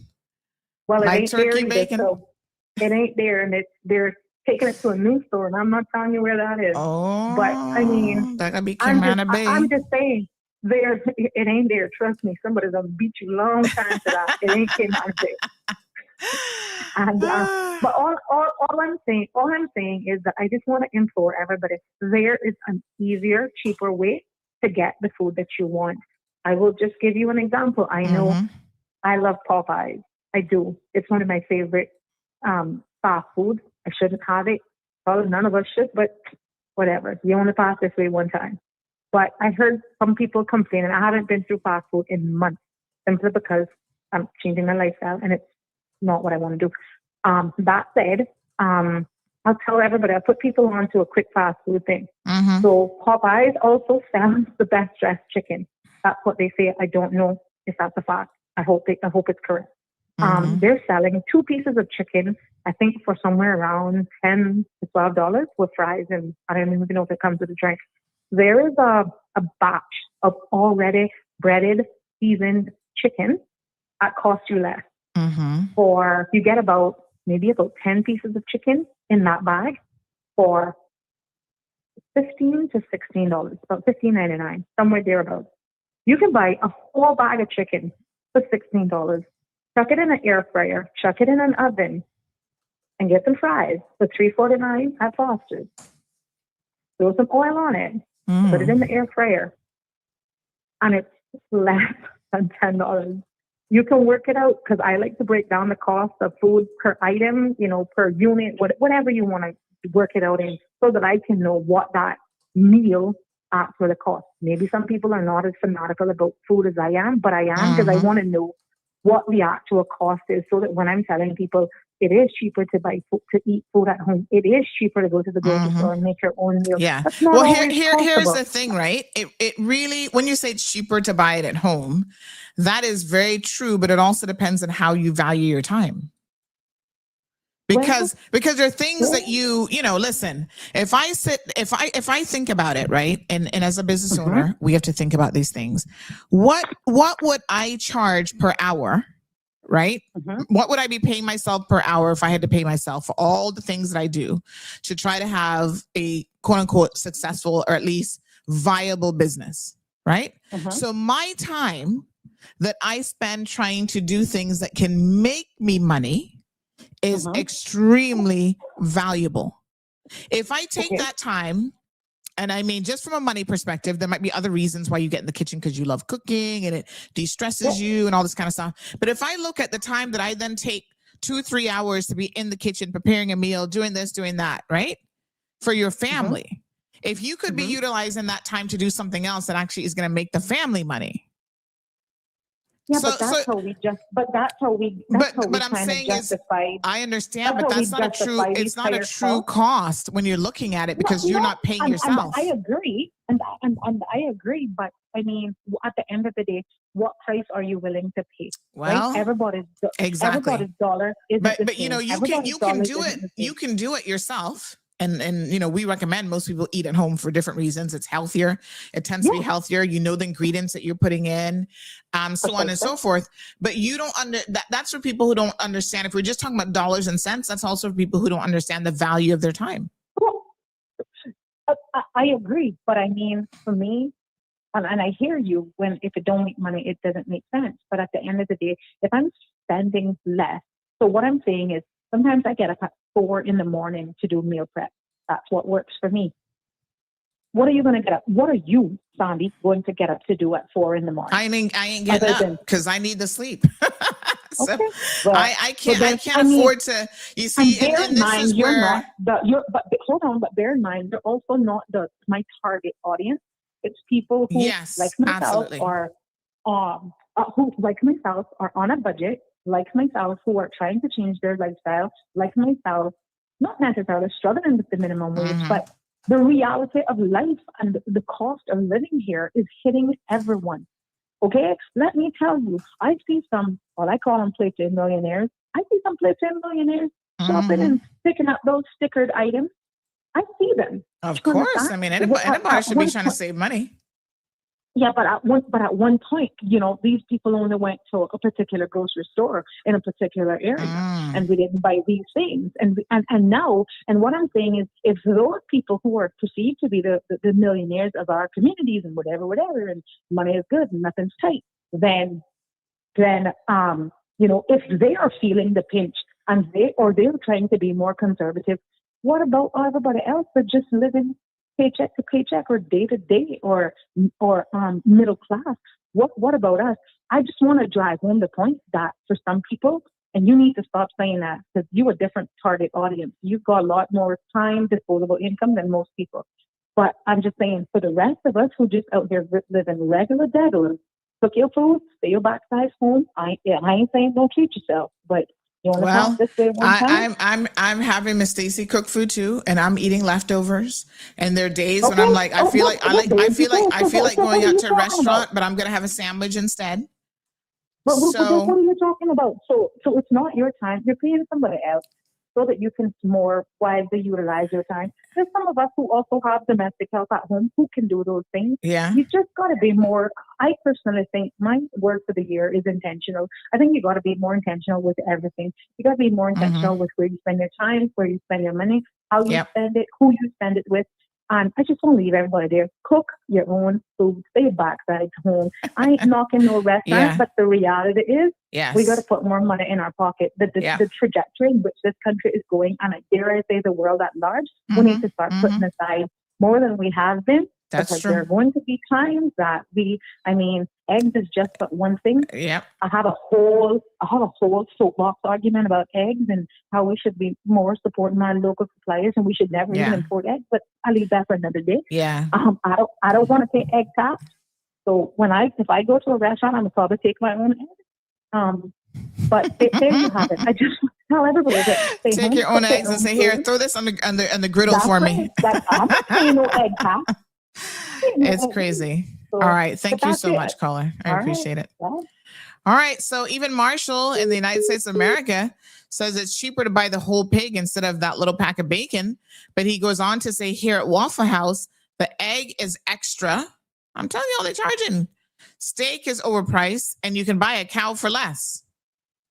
I don't know about that. You obviously haven't tried to buy a cow, Marshall. Morning, Sophia. Anthony says, what do you think? What do you think will happen if labor goes up 46%? That's what happens when you put leaders in there that have never run a business or know how the mall local economy works. It needed to layer and put in place over time. The average person is what keeps the economy circulating, not the elite. They don't spend at the small mom and pop stores. What a hot mess. We definitely need to talk about all of these things, to be fair, Anthony. It's crazy. Jennifer says the pricing going up anyway, even before the minimum wage. And that really is the point of understanding these factors that have been pointed out. So it's more than any one thing, Jennifer. Absolutely. Yeah. So they're saying it's a lot of things. In this list, let me be very, very clear, folks. This list is the cost of doing business. And the restaurant business has never been an easy business to be in. Talk to people who've actually done it. Sarah Sue, you yourself, culinary extraordinaire, right? Have you priced out the cost of actually opening a restaurant?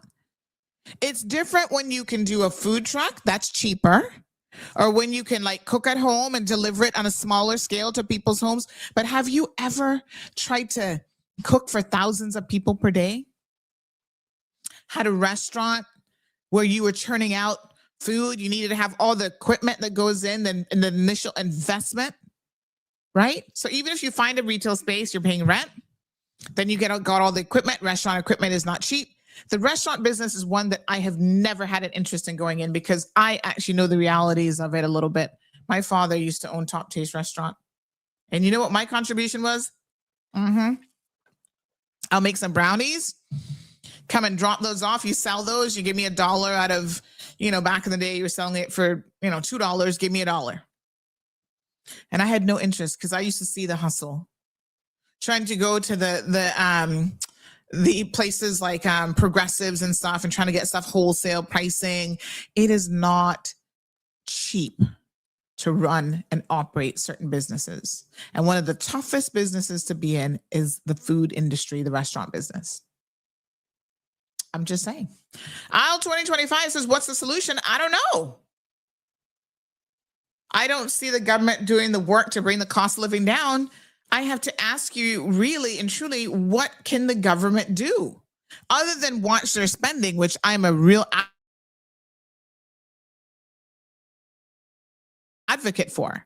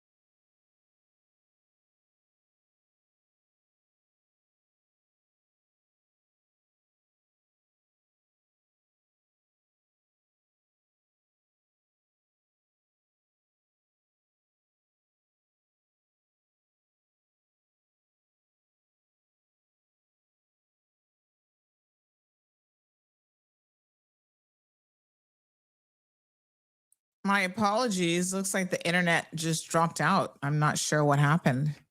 Things are trying to reconnect. Hopefully we can get radio back. So I'm sure radio would have dropped as well.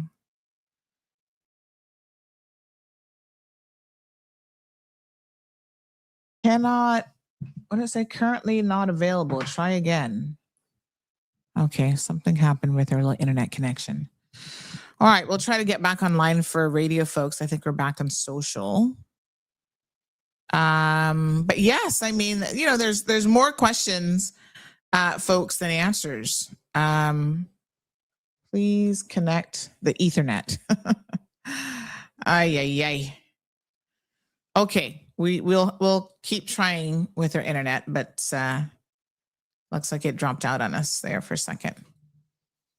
Which provider is that? That's Logic? I'm not sure what just happened. All right, we'll see if we can get our internet connection back. Good morning, caller. Good morning, Sandra. How are you doing? Not bad. How are you? All right. Listen, I'm gonna cover this subject because I never go down this road of the whole Trump living rent free in your head thing. Sandra, and this message is not only to yourself but also to the populace of Kenya. There are factors for the extremely high world. I think we're second highest cost of living index on the planet. There are reasons for that, which what I'm going to suggest is not going to address. However, in the Cayman of today, if you have a piece of land, if you have a house, my humble suggestion is to rip out the useless ornamentals, learn natural and organic growing techniques, educate yourself on, for instance, how many tomato plants your family needs, and any other vegetable that is the most popular or common in your family's diet, and seek to fruitify, grow vegetables, grow bread kind in your front and your backyard. Throw away this old idea that you only plant your edibles in your backyard and your front yard is supposed to be for nothing but pretty things. That's my humble suggestion. Now, the reality in Cayman is that many people are living in condos with, as the issue with Mr. Samamba there, or in condominium complexes where you're not allowed to do any of this. But if you have a house, God bless you, and you're fortunate, fruitify and grow in your front and your side and your backyard. Do everything you can to mitigate the high cost of living in Cayman. It doesn't have to cost an arm and a leg, but it does require an upfront investment in quality, non-toxic growing materials and supplies. And that is one small step that a family can make, or even an individual can make, to start battling the high cost of food. And I also promise you this, you are never going to get a better tasting, and I'll go back to tomatoes, than what you can grow your own self. Because the tomatoes that are imported are harvested when they are not even ripe or mature. The sugars have not had a chance to come into their own. And that goes the same for many other things. Common items like scallions, peppers. You can do carrots in large 25-gallon containers. There are many options that we can feasibly, practically, and efficiently grow for ourselves here in the Cayman Islands. So there are factors with the way our country is operated, the powers that be, whose big business influence dictates the trajectory of the Cayman Islands, which this is not going to address. But that is my humble suggestion. And Ms. Sarah Sue McField has also made the suggestion, as have a couple of other folks. Do whatever you can to grow your own food. It makes sense. It is a long-term sustainability thing. Don't rely on anybody else to tell you what to do, tell you what to use. Educate yourself. The internet is there. The information is out there. It's doable. Get rid of your ornamentals. Start growing your own food. That pretty plant, unless it's a pollinator, is doggone useless to you. That's my humble suggestion this morning. All right. Have Thank a great you. day, everybody. Thank you, Jonathan. RMR says the price gouging on the BRAC has ramped up. Prices were already ridiculously high. A friend of mine said that there's a store there selling aluminum foil for $22 for a small roll. So let me ask a question for our BRAC residents. Wasn't there a company there that opened up that was doing stuff more at a wholesale level? Where is that company? Are they still there? Because I heard when they opened, you guys were all excited about the pricing and they were undercutting other grocery stores. Are they still there? And are they still undercutting other stores? I don't know. Aisle 2025 says, I'm curious to know what you think can help Cayman be more affordable for the average Caymanian. I don't know. Aisle 2025, I honestly don't think I even have the answer. Because I tell you what, I go to the US and I go out and I eat and I buy a plate of food and it's the same thing. So if you can't make it any cheaper in the States where you have the volume, you have the population size, what am I gonna tell you is gonna work for Cayman? Right? If I go right now and I try to search for an average meal in the US, so we still have combo meals at Burger King Miami. Prices, say for a combo meal, is still $7. The Whopper, the standard price for the Whopper is between $5 to $8. Whopper meal, 8 to 10 plus, depending on the meal. And if it's a combo, I don't know what to tell y'all. The price of everything all over has gone up. This one says, what is a $10 meal at Burger King? Jonathan says, grow your own vegetables. I don't have any problems with that. If you have the space and you have the time, because once again, it takes time. During COVID, we started our vegetable garden. That's the only tomato that Gigi wants to eat because she says our tomatoes taste good. She doesn't like the other tomatoes. Does dad have the time now that he's back to work full time, not just stuck at home with COVID, to maintain the garden? No. We still get scallions and a few other things that pretty much you can just leave them and they're going to grow no matter what you do. But, you know, we eat more than tomatoes. You need a pretty varied diet to get all the things that you want and you need nutritionally. Right now, we have a Jamaican apple tree. Oh my God, it is loaded. I've never seen so many apple buds in my life. I went under the tree this weekend. I'm like, oh, these iguanas are going to be coming around now eating our apples. Every branch, every limb is loaded. We will not be able to eat. We're ready to start packing it, freezing it, juicing it. Miss Stacy made some juice yesterday. So good. Now, do we have enough space to grow all the things that we need? No, we don't. Try to support local farmers. We order from them, see what we can get. But sometimes they don't even have the sometimes they're like, sorry, we don't have the chicken right now. We can't supply you with regular chicken parts. You're gonna have to wait, months to get a chicken leg or whatever. I don't have the answers, aisle 2025. I wish it was that simple, and I wish I could tell you that I do, and I really don't.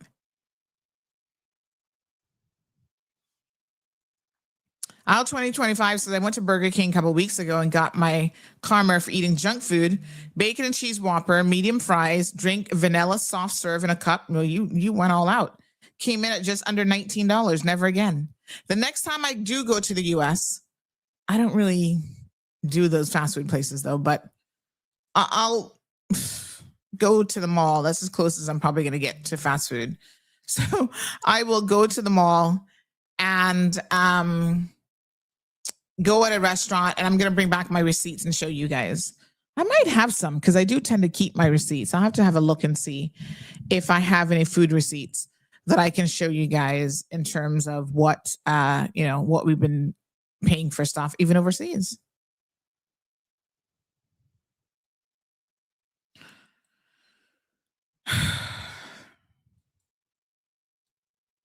Out 2025, we can try. He says that could get professionals on the show from Cayman and overseas who have an idea of how to combat our cost of living. We can certainly try. I think those overseas don't have any idea really what we're paying here. That's another reason why I was like, the Airbnb business is not what it's cut out to be, because those people come here, they don't understand the cost of anything that we do here. So they want to run your air conditioning at 60. Burn up the AC units because they're not meant to run that low. Give you $1 million CUC bill. And when you say to them, no, we don't allow the AC to go down that much because you have no clue what it costs. Well, they don't care because they're not directly paying the bill. Right? This is, again, people don't think about the consequences of their behavior and their actions. And when you say, well, I'm going to have to adjust the nightly rate to reflect what we have to pay, the cost of doing business in the Cayman Islands. So the cost of doing business is passed on to everyone, from nightly rates that you charge to rent that you're going to charge people to what restaurants are. I guess we're feeling it in the restaurant area because a lot of us are going out to these places to eat food. What about the increasing cost of rent, both commercially and for residential? One of the last commercial places I was in Pasadena Place, right? I can't remember off the top of my head what our rent was, to be honest. I can't remember. I'd have to try and go look it up. What I can tell you is a couple years later, the furniture store, that they were family, they moved in, and then, they didn't last all that long. Now they're gone. Why do you think family can't even afford to pay rent in a building? The cost of living. Then they had the unit up for rent, and I remember inquiring about, well, how much is the unit going for now? Just out of curiosity. I wasn't going to do it again because I kept saying to my husband, we're not going to pay for rent again.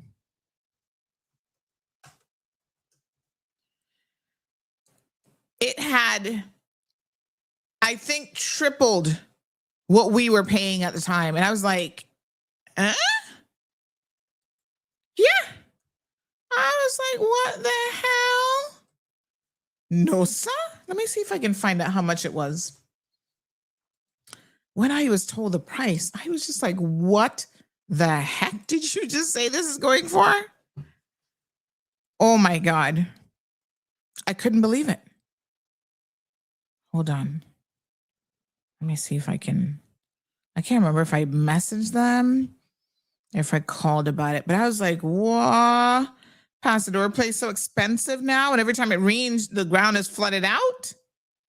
No, sir. So, the rent is going up. Oh, yes, here it is. March the 6th of 2024. I knew I asked about it. I couldn't remember if I called. They said, hey, sorry for the delayed response. The flooding was addressed. I don't know nothing about that. But anyway, parking there is in the overflow parking. So rent is now $12,000 for 4,000 square feet. Mind you, when we had it, it was actually divided up. So we didn't have, this is where, the details do make a difference. We did not have 4,000 square feet. We didn't need 4,000 square feet. But after the furniture store took it over, like I said, because they were family, when they took over our unit, they knocked out the divider wall. So they opened it up, and then they had an upstairs part, which I guess they're counting as part of the 4,000 square feet. But imagine paying $12,000 a month for rent. I'm just saying. And in some of these locations, Burger King, like on the waterfront, that is prime real estate location. That's still owned by the Ruddy family. You think they letting the owner of Burger King get that for little to nothing? Huh. Think again. I hate to see what his rental bill is. I'm just saying that these are all of the things that we need to consider. KY Rebel KY says, can we get a $500 duty waiver shipping household goods to the island as well? Have you tried shipping anything in recently, Rebel? I'm just curious if that's going to be the kind of savings that you think you're going to get. Anthony says the cost of food in Kim and Brack can be reduced if they stop protecting the Thompson family empire and build a distribution center in the Brack. Non-perishable goods can be cheaper instead of every week's containers to keep the barge full. Thompson being the shipping company, you think that that's where the issue is? I mean, I don't know anything about that. Hello, good morning. Good morning, Sandra. How are you? Good. Still on the radio. We're still on air. That's good. Mhm. I want you to, what I sent to you. Okay. You sent something on WhatsApp? I sent them yesterday or last night. Okay. And it's meant for airing or no? Well, I haven't had any results from what I sent you, so. Oh. Well, I huh? mean, I passed it on to them. I can't force them to do anything, but I certainly have passed it on. Who did you pass it on to? The police and the NRA. Okay. All right. I understand, but I'm listening, trying to listen to you as usual, morning, noon, and night. Mm-hmm. So I mean, I can message him again, but that's the most I can do. Okay. But they definitely did get the message the same day that we originally spoke. All right. Can you send them another message and tell them I'm going on air and I mean it? Okay. I will send that now. They've had their warning from you, everything. Mm-hmm. I'm going on my road. All right. I will, let me just see here now. I will send it again. Sandra, thank you so much. I enjoy your show.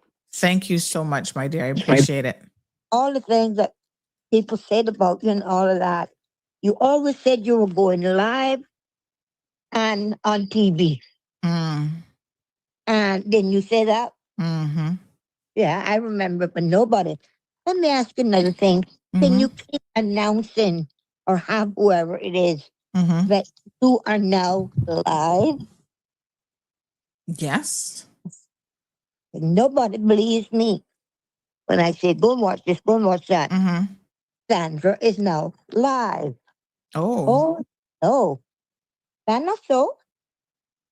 We send out the links. I'm surprised. I'm surprised they don't know that we're live. That's right. But they only got to call your name. Anyway. I talked to you, Sandra, soon. Thank you. I'll try to chase. I'll speak to NRA again and the police. I think it's a matter for both of them to probably address, but I'll speak to them again about it. And I still the same thing with Miss Barkadir and Grandwell House. Nothing has stopped. Okay, thank you, my love. All right, darling. I'll let you know. Thank you so much. All right. Thank you. Okay, dear. Love you. Bye-bye. Thanks. Bye-bye. All right. Yes, trying to chase up a complaint for her. I'll follow up with those entities again. Sarah says, a shop in Grand Cayman, I simply posted the photo to shed some light on the concerns here because people are too afraid to speak up in the BRAC. Not even my photo. I budget, I grow my own food, and I cook and meal prep. Those that know me know that, but not everyone has that option. And not only that, Sarah Sue, but again, it takes time to do all of those things. So you gotta make the time for it, and you've got to have the time as well. So if you're out here working, a 9-to-5 job, and extra time and double time just to be able to pay all of your other bills, your mortgages, your utilities, and everything else, who's outside doing the small scale farming? We have to hire somebody like Jonathan to go from house to house, because Jonathan isn't working a 9 to 5. He doesn't have the stress of corporate Cayman or whatever, even stress of working on a government job. A lot of us don't have the luxury, is what I'm saying, of the time. So, I appreciate what Siobhan was saying, but 4 o'clock in the morning, y'all want me to get at 4 o'clock? Child, I just be getting to sleep at 4 o'clock good in the morning. That's when I'm finally going into REM, into deep sleep. Don't expect me to get up no earlier than 6 o'clock.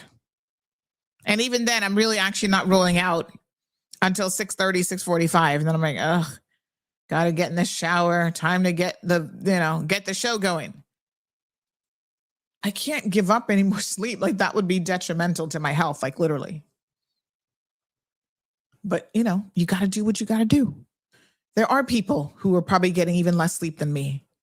So I'm not looking for I'm not here looking for any sob cries about it or whatever. I'm just saying that, we all have to prioritize. And I am thankful that at this stage in my life, I have done some things right where maybe I'm still living paycheck to paycheck, but the paycheck is probably better than most people.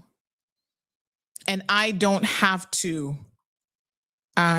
rely on the tomatoes in my garden if I don't want to. I can afford to buy tomatoes to make my nice cucumber tomato salad, which requires a lot of tomatoes, honey chill.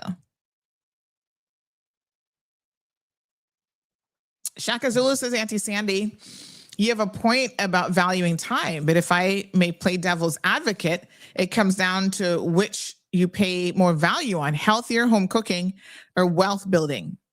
No. Your health is your wealth, as far as I'm concerned. And so all the things that you can do to be healthier, you have to do. What I'm saying, for me, it works out from an economic perspective for me to actually have Miss Stacy here. One of her primary duties, she gets Gigi up in the morning, out the door, make sure she's got her snack bag and all this kind of stuff. But one of her primary duties is actually to cook so that I don't have to eat out if I don't want to and if I don't need to. So pretty much every day we have cooked food. Last night we had pork chops, vegetables, brown rice. The night before we had curry chicken. There's still leftovers, although I think Kevin took the leftovers. That's fine. I'm feeding other people too, because Miss Stacy be cooking so much food. And then it sits in the, we can only eat so much in this house. So I tell my friends, come on over. Miss Stacy made her lasagna again. The lasagna is good, honey. Yeah. She made her pasta chicken or whatever. And there's certain things now that I'm trying to cut back on that are actually, they eat their bulk, right? So they're good for when you're trying to feed a good number of people. This is why we're trying to do this show, feeding a family of 4 on a budget, because there are certain foods and certain ways of cooking that you can feed more people for those of you who have larger families. So I'm not saying that wealth building is the most important thing.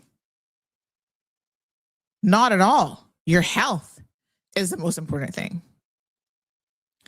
But when you are a business owner, that's not even about wealth building. That's just about sustaining, running a business, right? I may not be wealth building at all, but I've got a business to run. I've got people that I have to engage in and things that I have to do every single day. And if I don't get any of that stuff done because I'm in the kitchen 3-4 hours a day, I can't run a business. So that's what I'm saying. Running a business doesn't mean that you're building wealth. It means that you're running a business. Let's be clear. Not every business owner is actually building wealth. So let's not even go that far down the rabbit hole. Let's just say that you're the average business owner. You're able to pay your bills and maybe have a little bit left in the kitty at the end of the day. Yes? It still takes time to do that. I'm just saying, that is the reality of what it is.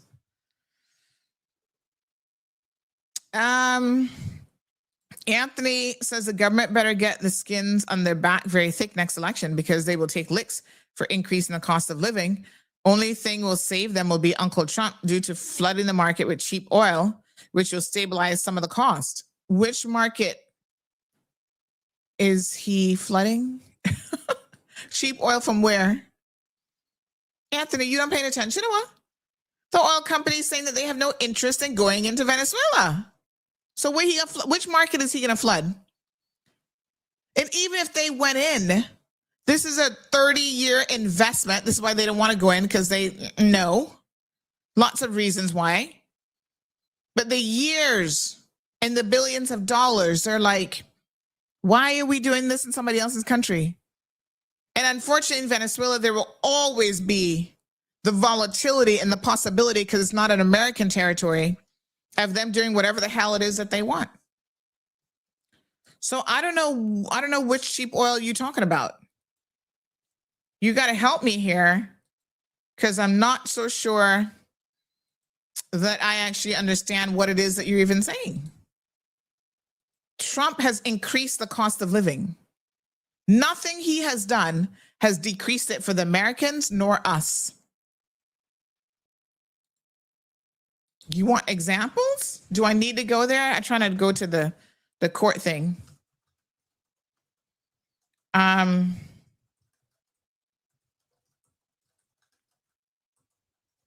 on. I'm going to give you some information here on how he's increased the cost of living for the average American, because I don't understand what you guys are talking about. Sarah Sue says, Abby, growing up poor taught me how to be creative. I'm so thankful for the skill of cooking and the knowledge and how to meal prep. Anthony says, time is precious. For a family of 4 or 5, meal preparation for the week is crucial as the prices of everything is going up. Corned beef, tuna sandwiches for children. Okay. Some of these people be wanting steak, child. They don't want no corned beef. Have you looked at the average person? I mean, none of us are overweight. None of us are starving. And so we seem to be eating all of the wrong things quite in abundance, even when we are cooking at home. But I agree, there is a lot that you could do. Meal prep is good for your health, but it's got to be healthier options now. You can't be meal prepping corned beef. Corned beef, not healthy for you. Tuna sandwiches, all that bread and carbs, not healthy either. So just because you're cooking at home don't mean that you're cooking healthy. I'm going to tell you that too. Sarah Sue says, cooking at home, your own food is something I support. However, freezer burned chicken that costs $37 is one of the problems here in the BRAC. What kind of quality control do you guys have there? I mean, my God. Sounds horrible.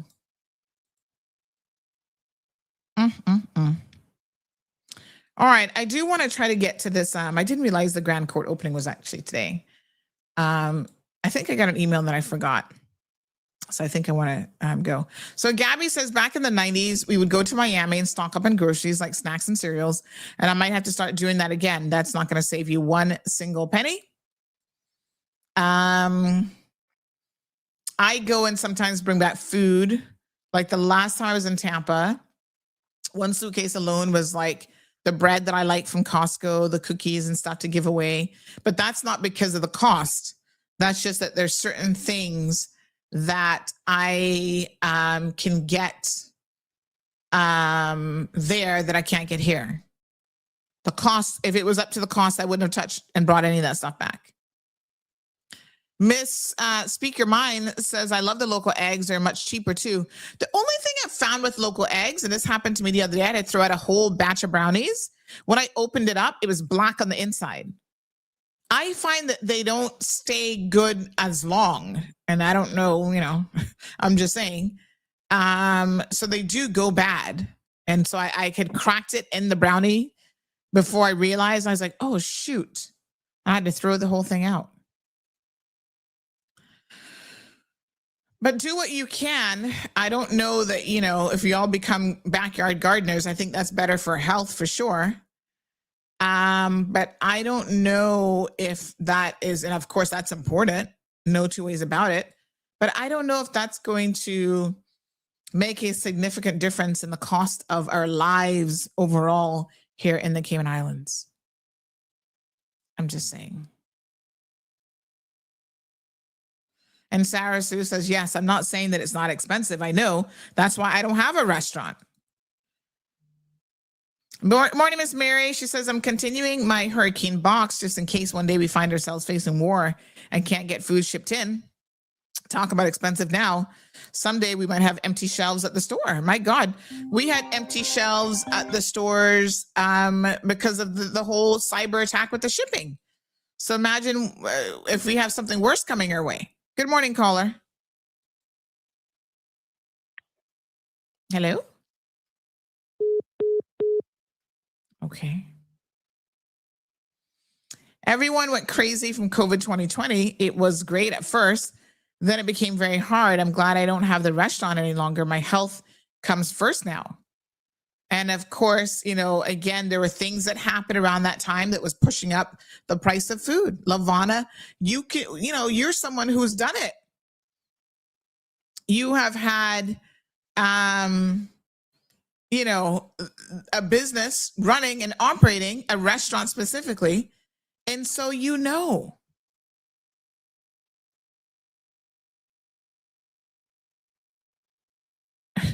Baker Lamar trying to come at people. Oh my God, this is too funny. Anybody that don't overstand Caymanian first is a traitor. Hear this nonsense now. I have to read it before I block them because this is just too funny. This ugly old frog is dividing us and will make us unwelcome in other parts in the Caribbean. Huh? Where y'all going in the Caribbean? Let's keep reading this. We needed a good laugh.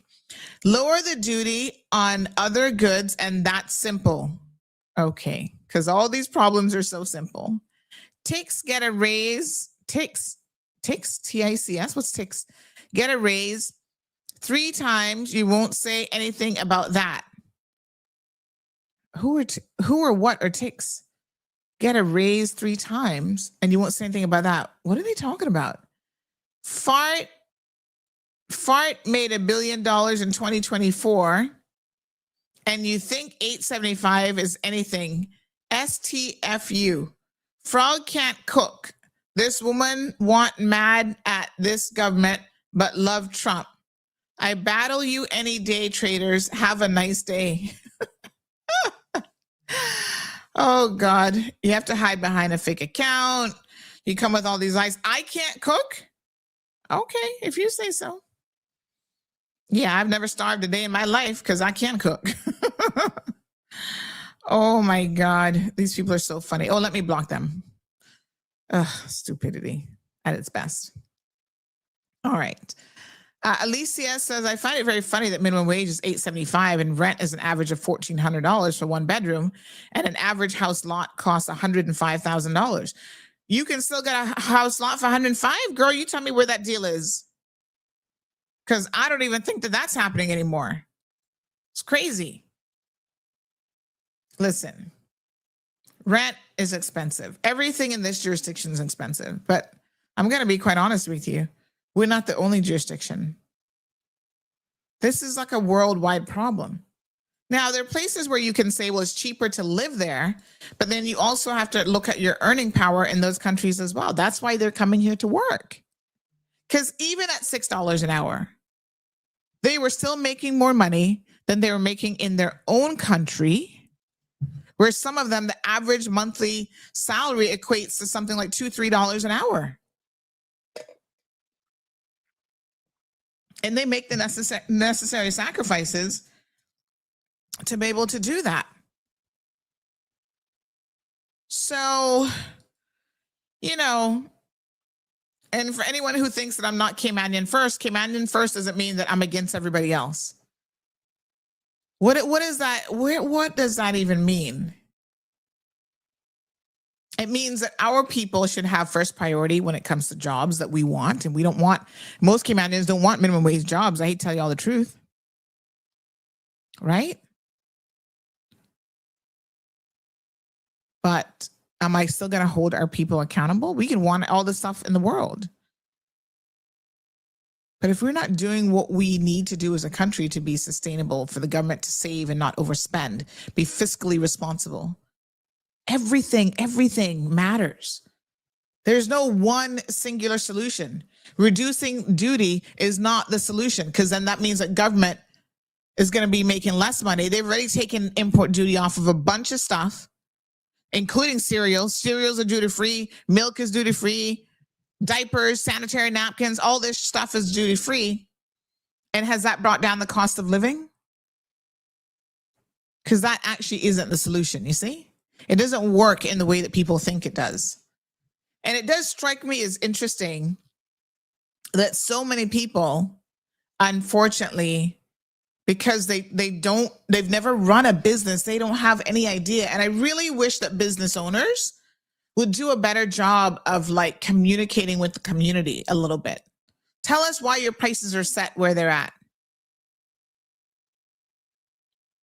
It's crazy. All right. Catherine says sometimes the cost to ship the item costs more than the item itself. That's what I'm saying. That's exactly what I'm saying. That is the problem. Ooh, who's this Lamar person today? He was all up in his feelings. He said, paid to talk shit. Good job, Sam. Okay, for you. Wah, wah, wah. Oh my God. These people are so funny. Small businesses not making big money, but just barely surviving. And you know how many people, hang on to business just for the sake of hanging on?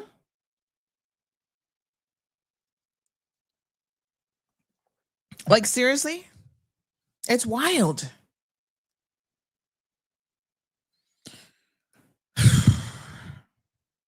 Dean says government needs to seek the best deal possible for importation of goods and also control the local market by selling it themselves. Have government store with little to no profit. Now, this was actually suggested to during the election, one of the candidates, I think it was actually Alric Lindsay that suggested this, that government should get in the business of owning a grocery store. I'm sorry, Dean Chalette. I don't see any government-run businesses that typically are profitable and are run well. So I personally, and you guys are free to make an argument here or disagree. I have not seen government run a whole lot of things well. And so I'm afraid that, getting them to compete with private sector and grocery stores and other stuff just doesn't work. And in fact, when you look at the free market all over the world, I challenge you to show me which government grocery store owned and operated. We see government trying to own oil companies, utility companies, all this kind of stuff. And they have to end up privatizing it because they don't do a good job. So that may not be the solution either. Good morning. Good morning from the Bluff. How you doing? Hey, Carrie. How you doing? Good, thank you. Awesome. Anyway, Thelma says morning. Good morning, Thelma. Let me say it. She's glued to the TV. Always upset that I has to mute it to talk to you. Aww. Anyways, she's kind. She's fine. My point that I want to make today is this. I agree with you. Government shouldn't own no grocery store. What a disaster that would be. Trust me. The mess that they're in right now, especially over at that DFA, that is the most major messed up department right now. They need privatized DFA, if that is even possible, because the corruption up in there and the defrauding going on, oh my goodness. I sat and talked with someone about that over the weekend that used to work there, and the defrauding of the DFA is off the charts, and it ain't our people defrauding it. All you used to always hear about, we help these people and the children are taking the money and not doing nothing for their parents. Yeah, a handful of them did that. But we have status holders now that are defrauding that department to the max. Mm-hmm. And the thing that I'm very upset about with that same department is the fact that they're paying mortgages for status holders. Sandra, why are we doing that? You had to say on your application to get that status that you were solvent, that you had assets, that you had value in order to get your status. Why are we now stepping up to the plate and dealing with helping people pay their mortgages that just got citizenship? That is not real. And we're wondering why the government is in a mess financially. It's all of these different areas that are flooding into the country. People flood into country getting statuses, and then the minute they get it, they're no longer got any money, or were they borrowing it to prove that they had it in an account, lying, cheating, and defrauding the system, and now they can't pay their mortgage.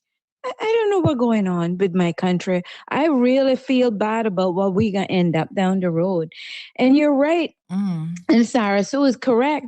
Kim and Brack, you guys, the stuff is so frost. There's so much frostbite on the meats you buy up here. I'm pretty much mostly vegetarian now. I hardly eat any meat myself because you dug it out of a hole in Alaska in winter, and then by the time you thaw it out 3 days later, you might see what color it was originally. And it's sad that we have to go through this and pay so much money for that kind of quality of meats up here. A pack of ballpark sausages. You listen to me now when you were Foster's again, look at it. $2.89 for a packet of small packet of their sausages. In Kim and Brackett, $10.79. Even if the vendors went to Grand, bought it off of Foster's shelves and packed it up and put it on the boat and sent it up, there's no way they could get it to that $10 and change, almost $11 for the same packaging, the same product coming from Grand. So we're going to be honest with you, Sandra. The major issue with the cost of stuff up here is Thompson shipping. Every week the products come and they're a different price. And it's always the shipping that is costing this.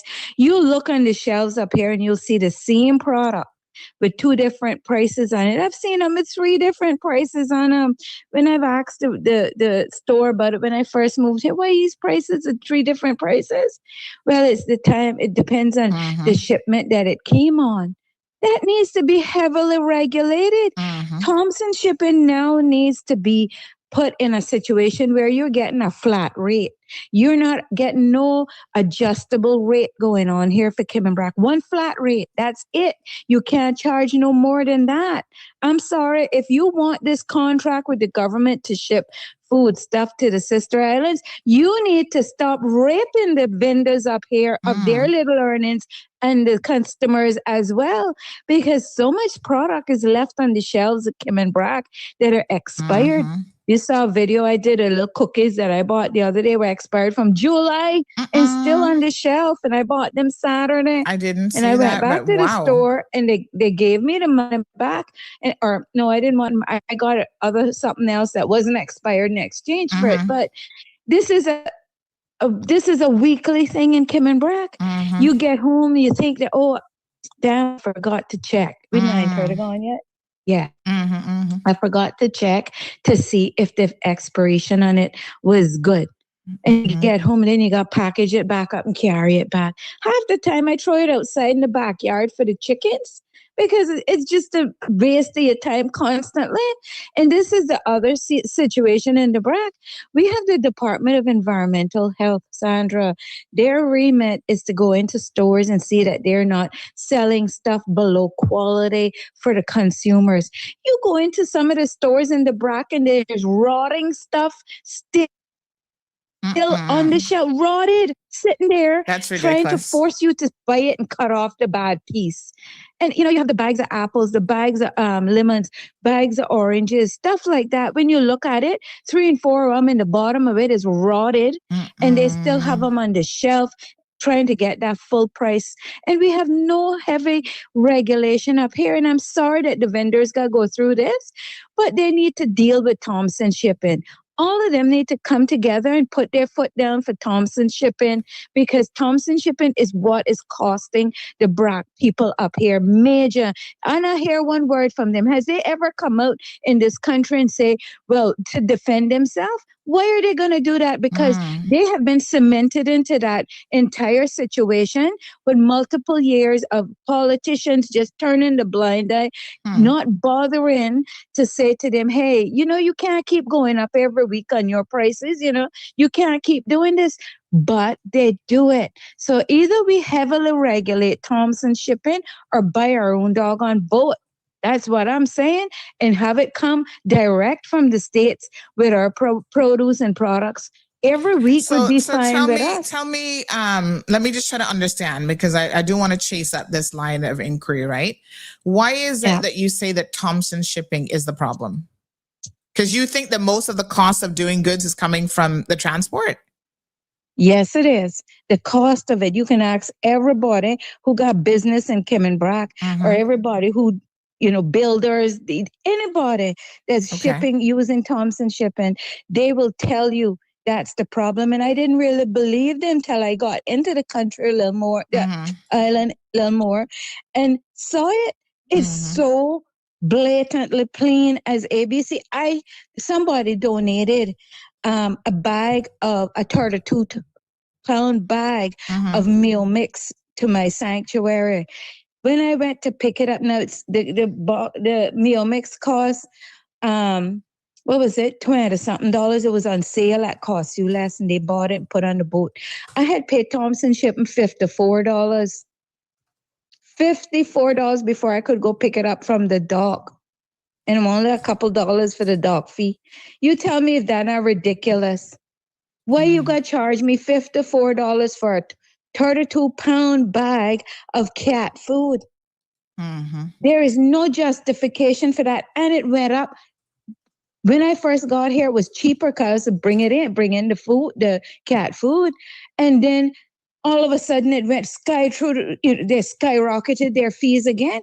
And the broker said, we got to put up with that. That's Thompson shipping. Every so many weeks they go up on their fees and they don't tell us, or months they don't tell us. And we're constantly here paying for them to operate their boats. And we should not have to pay for them to operate their boat. And they take the profits off of that and bank it. That's what is taking place. And we need a better shipper. Is what we need. Better shipping coming up to the bracket. This barge, you can't shore your stuff to bring it on the barge. So if the barge topple over for some reason, who knows, and all the containers go in the water, your stuff is lost.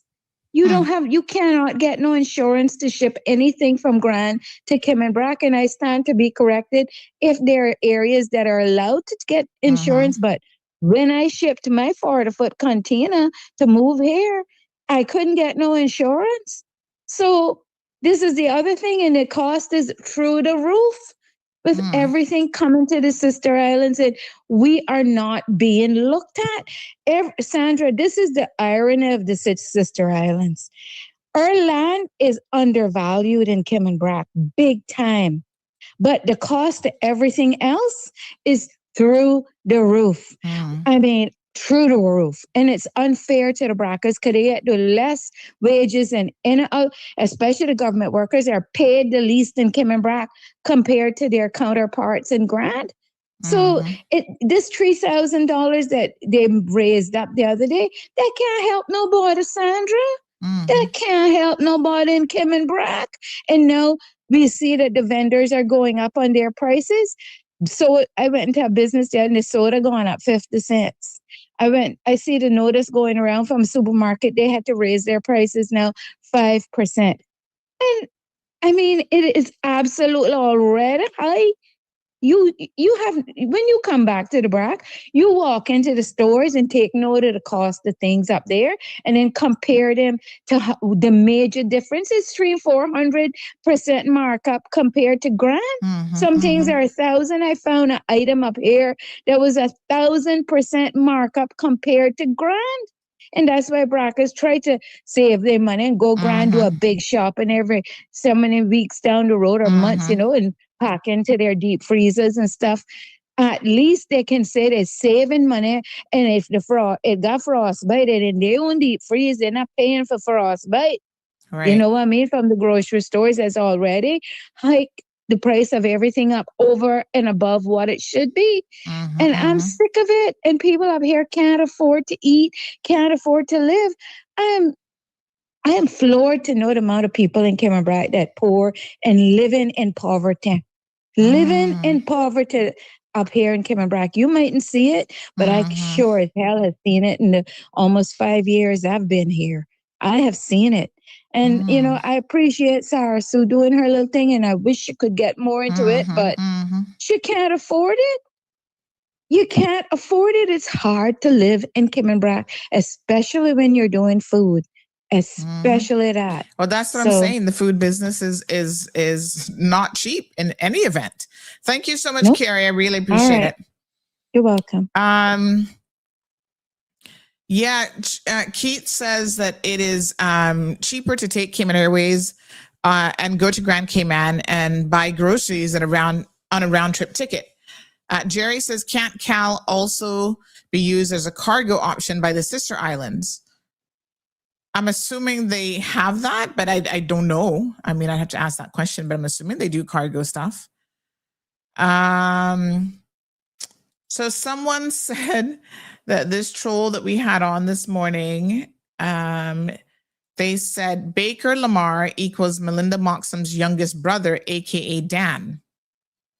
No clue who he is, but you know, good luck to you, sir. You'll be fine. Okay. I feel a sneeze coming on. Hold on.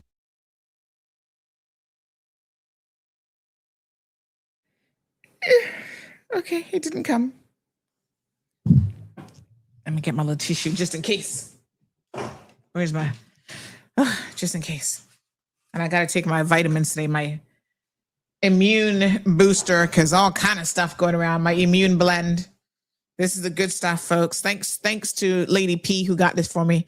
It's a dietary supplement with mullein, thyme, and zinc. Zinc is very, very important to ward off all this stuff. I felt a little sneeze coming, but it didn't come. All right. Yeah, I mean, I don't know who this Lamar person is. They got time, honey child. Bless their little heart. They'll be fine. All right. Here's what we know, right? Good morning, Miss Marva. Let me read the analysis. The question I have posed to my research tools is, how has Trump increased the cost of living for the average American? Which, like I said, trickles down to us, right? All right, so from 15 different sources, the conclusion is this. And you have everything from the Economist, Budget Lab, from Yale University. This is deep research, right? Here's the bottom line. Trump has increased the cost of living mainly through broad tariffs, which he claims was going to save the Americans money, but turns out it doesn't, that push up prices and everyday goods, while his tax and deficit policies add longer-term pressure on inflation and interest rates. The impact is uneven, but lower and middle-class income households tend to feel these cost increases most. Big picture inflation. In the Trump administration's first term from 2017 to 2020, overall inflation averaged about 1.9% a year, relatively low and stable. And much of the sharp post-pandemic price surge came later under Biden. In his second term, inflation has drifted up again, with average rates around the high 2% range in 2025 and edging towards 3% as tariffs bite, keeping prices from returning to pre-pandemic norms. Trump has imposed and expanded tariffs on a wide range of imports from China, and they import a lot from China, autos, steel, aluminum, and a general 10 to 25% tariff on many goods, which raise input costs for U.S. businesses, the import costs for U.S. businesses that then pass them on to consumers. So everybody passed on costs. Let's be clear about that. Again, you can go to the Harvard research and get all these things. These are some of the sources. A recent analysis of the 2025 tariff package estimates that it lifted the overall price level by about 2.3% in the short run, cutting purchasing power by roughly $3,800 per household.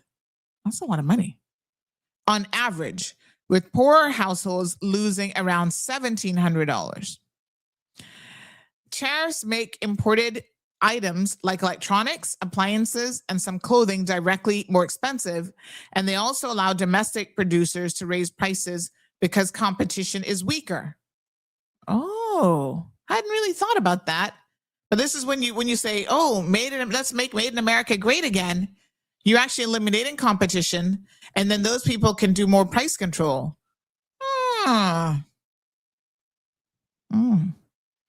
Broader inflation pressure shows up in food, restaurant meals, and utilities, with recent data indicating that middle single-digit annual price increases for groceries and dining out and higher bills for electricity and gas would squeeze household budgets. Under the heading of tax cuts, deficits, and future costs, the 2017 Tax Cuts and Jobs Act lowered taxes, especially for corporations and higher earners, but also widened federal deficits, which economists warn can add to inflation and interest rate pressure over time if not offset by spending costs. Okay.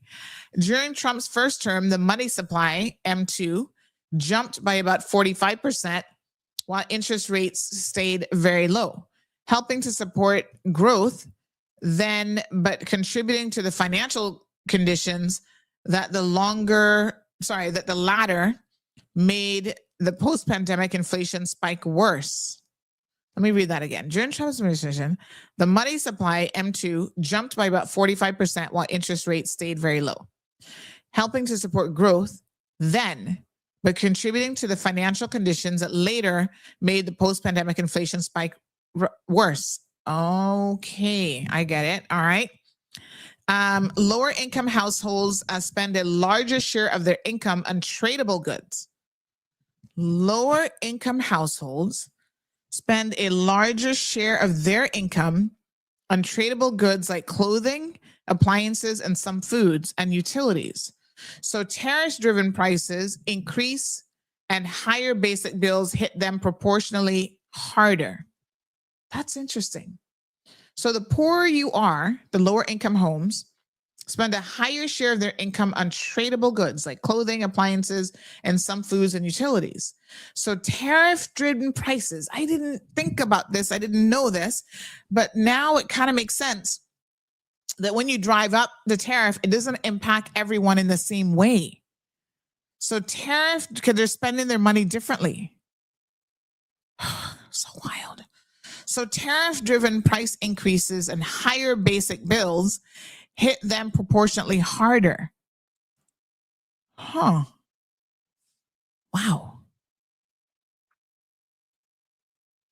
Interesting. Middle-class families also face a squeeze from higher borrowing costs for mortgages and cars as markets price and persistent inflation and larger federal deficits linked to past tax and spending choices. Interesting.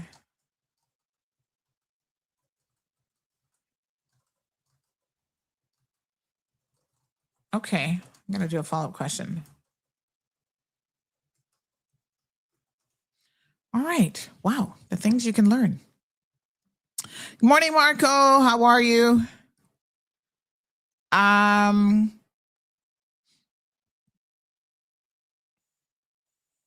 Someone said, how do you propose that if our government doesn't value education and knowledge, then yes, we should take our skills to other countries who will give us a higher quality of life? I mean, just trying to get by, that sounds great. And listen, market demand for labor has impacted Cayman from day one. That's where seamen did not stay here. And it had nothing about the government valuing them or not. It's just that just wasn't work here back in the day. So they went in somebody else's country and worked. So if that works for you, then by all means. However, based on the anecdotal evidence of the Caymanians that have left Cayman, gone overseas for the exact same reason, but then turn around and come back, I question whether or not that's a sustainable position. Oh, I see a lot of y'all running to the UK, thinking that that's going to be the holy grail, and you don't stay there for long, because then you realize it ain't as easy, or it's just as tough. It's not any easier, put it that way, than it is in your own country, What are you going to get, a council house over there, which you probably don't even qualify for? So I don't know. But it sounds good. And I mean, if you can make it work, by all means, I would say, you know, definitely try a thing. Okay. All right. How passionate are you about our public beach access ways?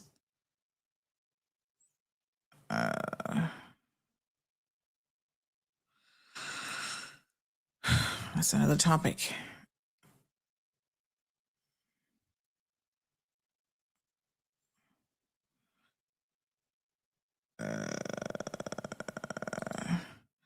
Just trying says, I mean, don't take a degree in art history. Don't take out credit card debt. It's pretty simple to live below your means.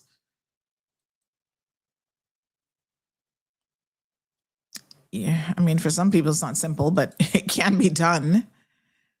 And I think we have to learn more about like fiscal management. Children in schools should be taught this from like day one, how to manage your money. See, a lot of people, you see people who are wealthy, and even the concept of wealth is an interesting one, but a lot of those people use other people's money to borrow and to make investments and to buy property and to build their wealth. And that's how the banking and the finance system works all over the world.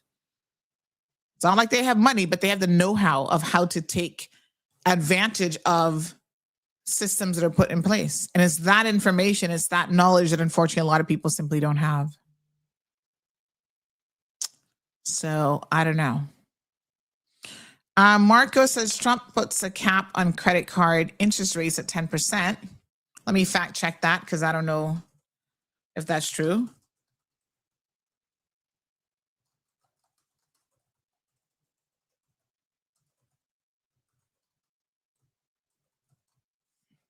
So what did you say? Trump puts a cap on the credit card interest rate at 10%. So let me just put that in here. On the credit card.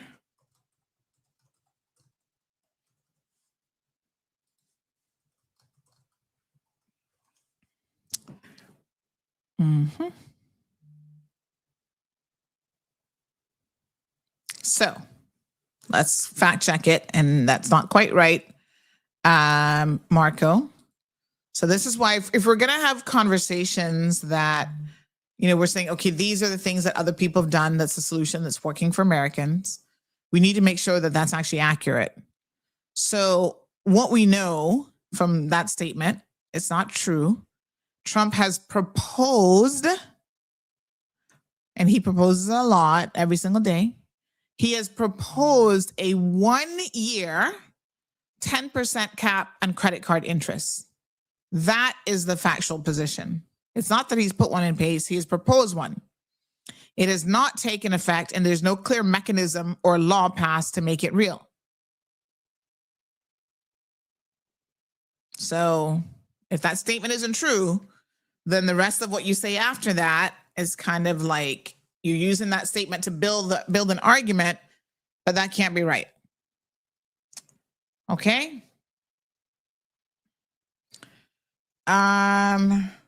So he has called for a 1-year national gap of 10% on credit cards, APRs starting January the 20th, framed as a move against 20 to 30% rates. And he has not explained whether it would be done by Congress, regulation, executive action.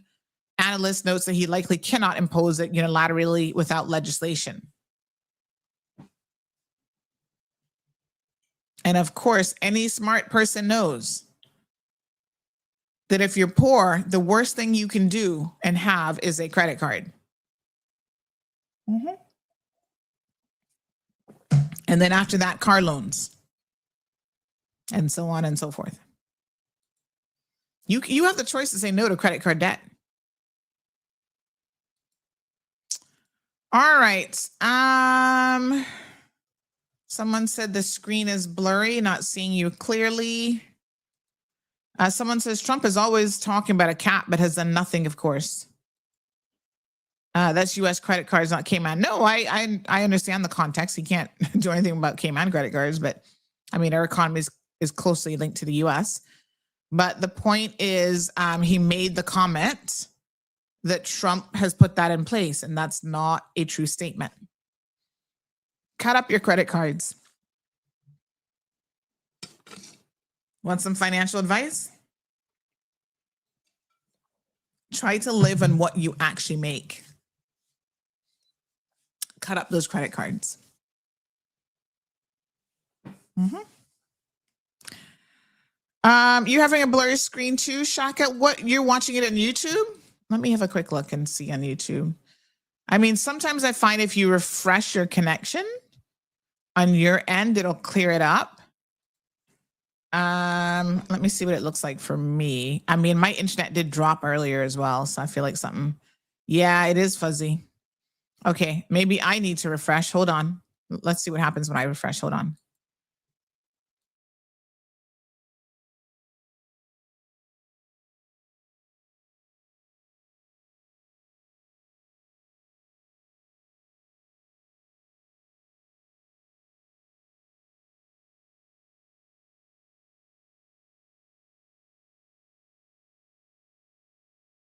Okay, so I refreshed. And if you guys refresh, tell me if that's any better. It should be better. Yep, it's a little bit better. That's our internet. I don't know why it dropped earlier. I don't know what's going on today. Some little bug in the system. But there you go. Better? Yep. All right. All right, folks, we're going to go ahead and end the program here. I have got a long list of things that I need to do because, again, running a business is not easy. There's lots and lots of moving parts. That's why sometimes I can't take as many phone calls as I would love to, because I got to hyper focus on actually getting stuff done, right? And if I can't get anything done, then we're going to be in trouble. So let me work on my to-do lists and start to get things done. And then I will take it from there. All right. Yeah. And getting things done means trying to continue our expansion with all of our content creators, CMR Radio, all of these things that we really have to have sorted out.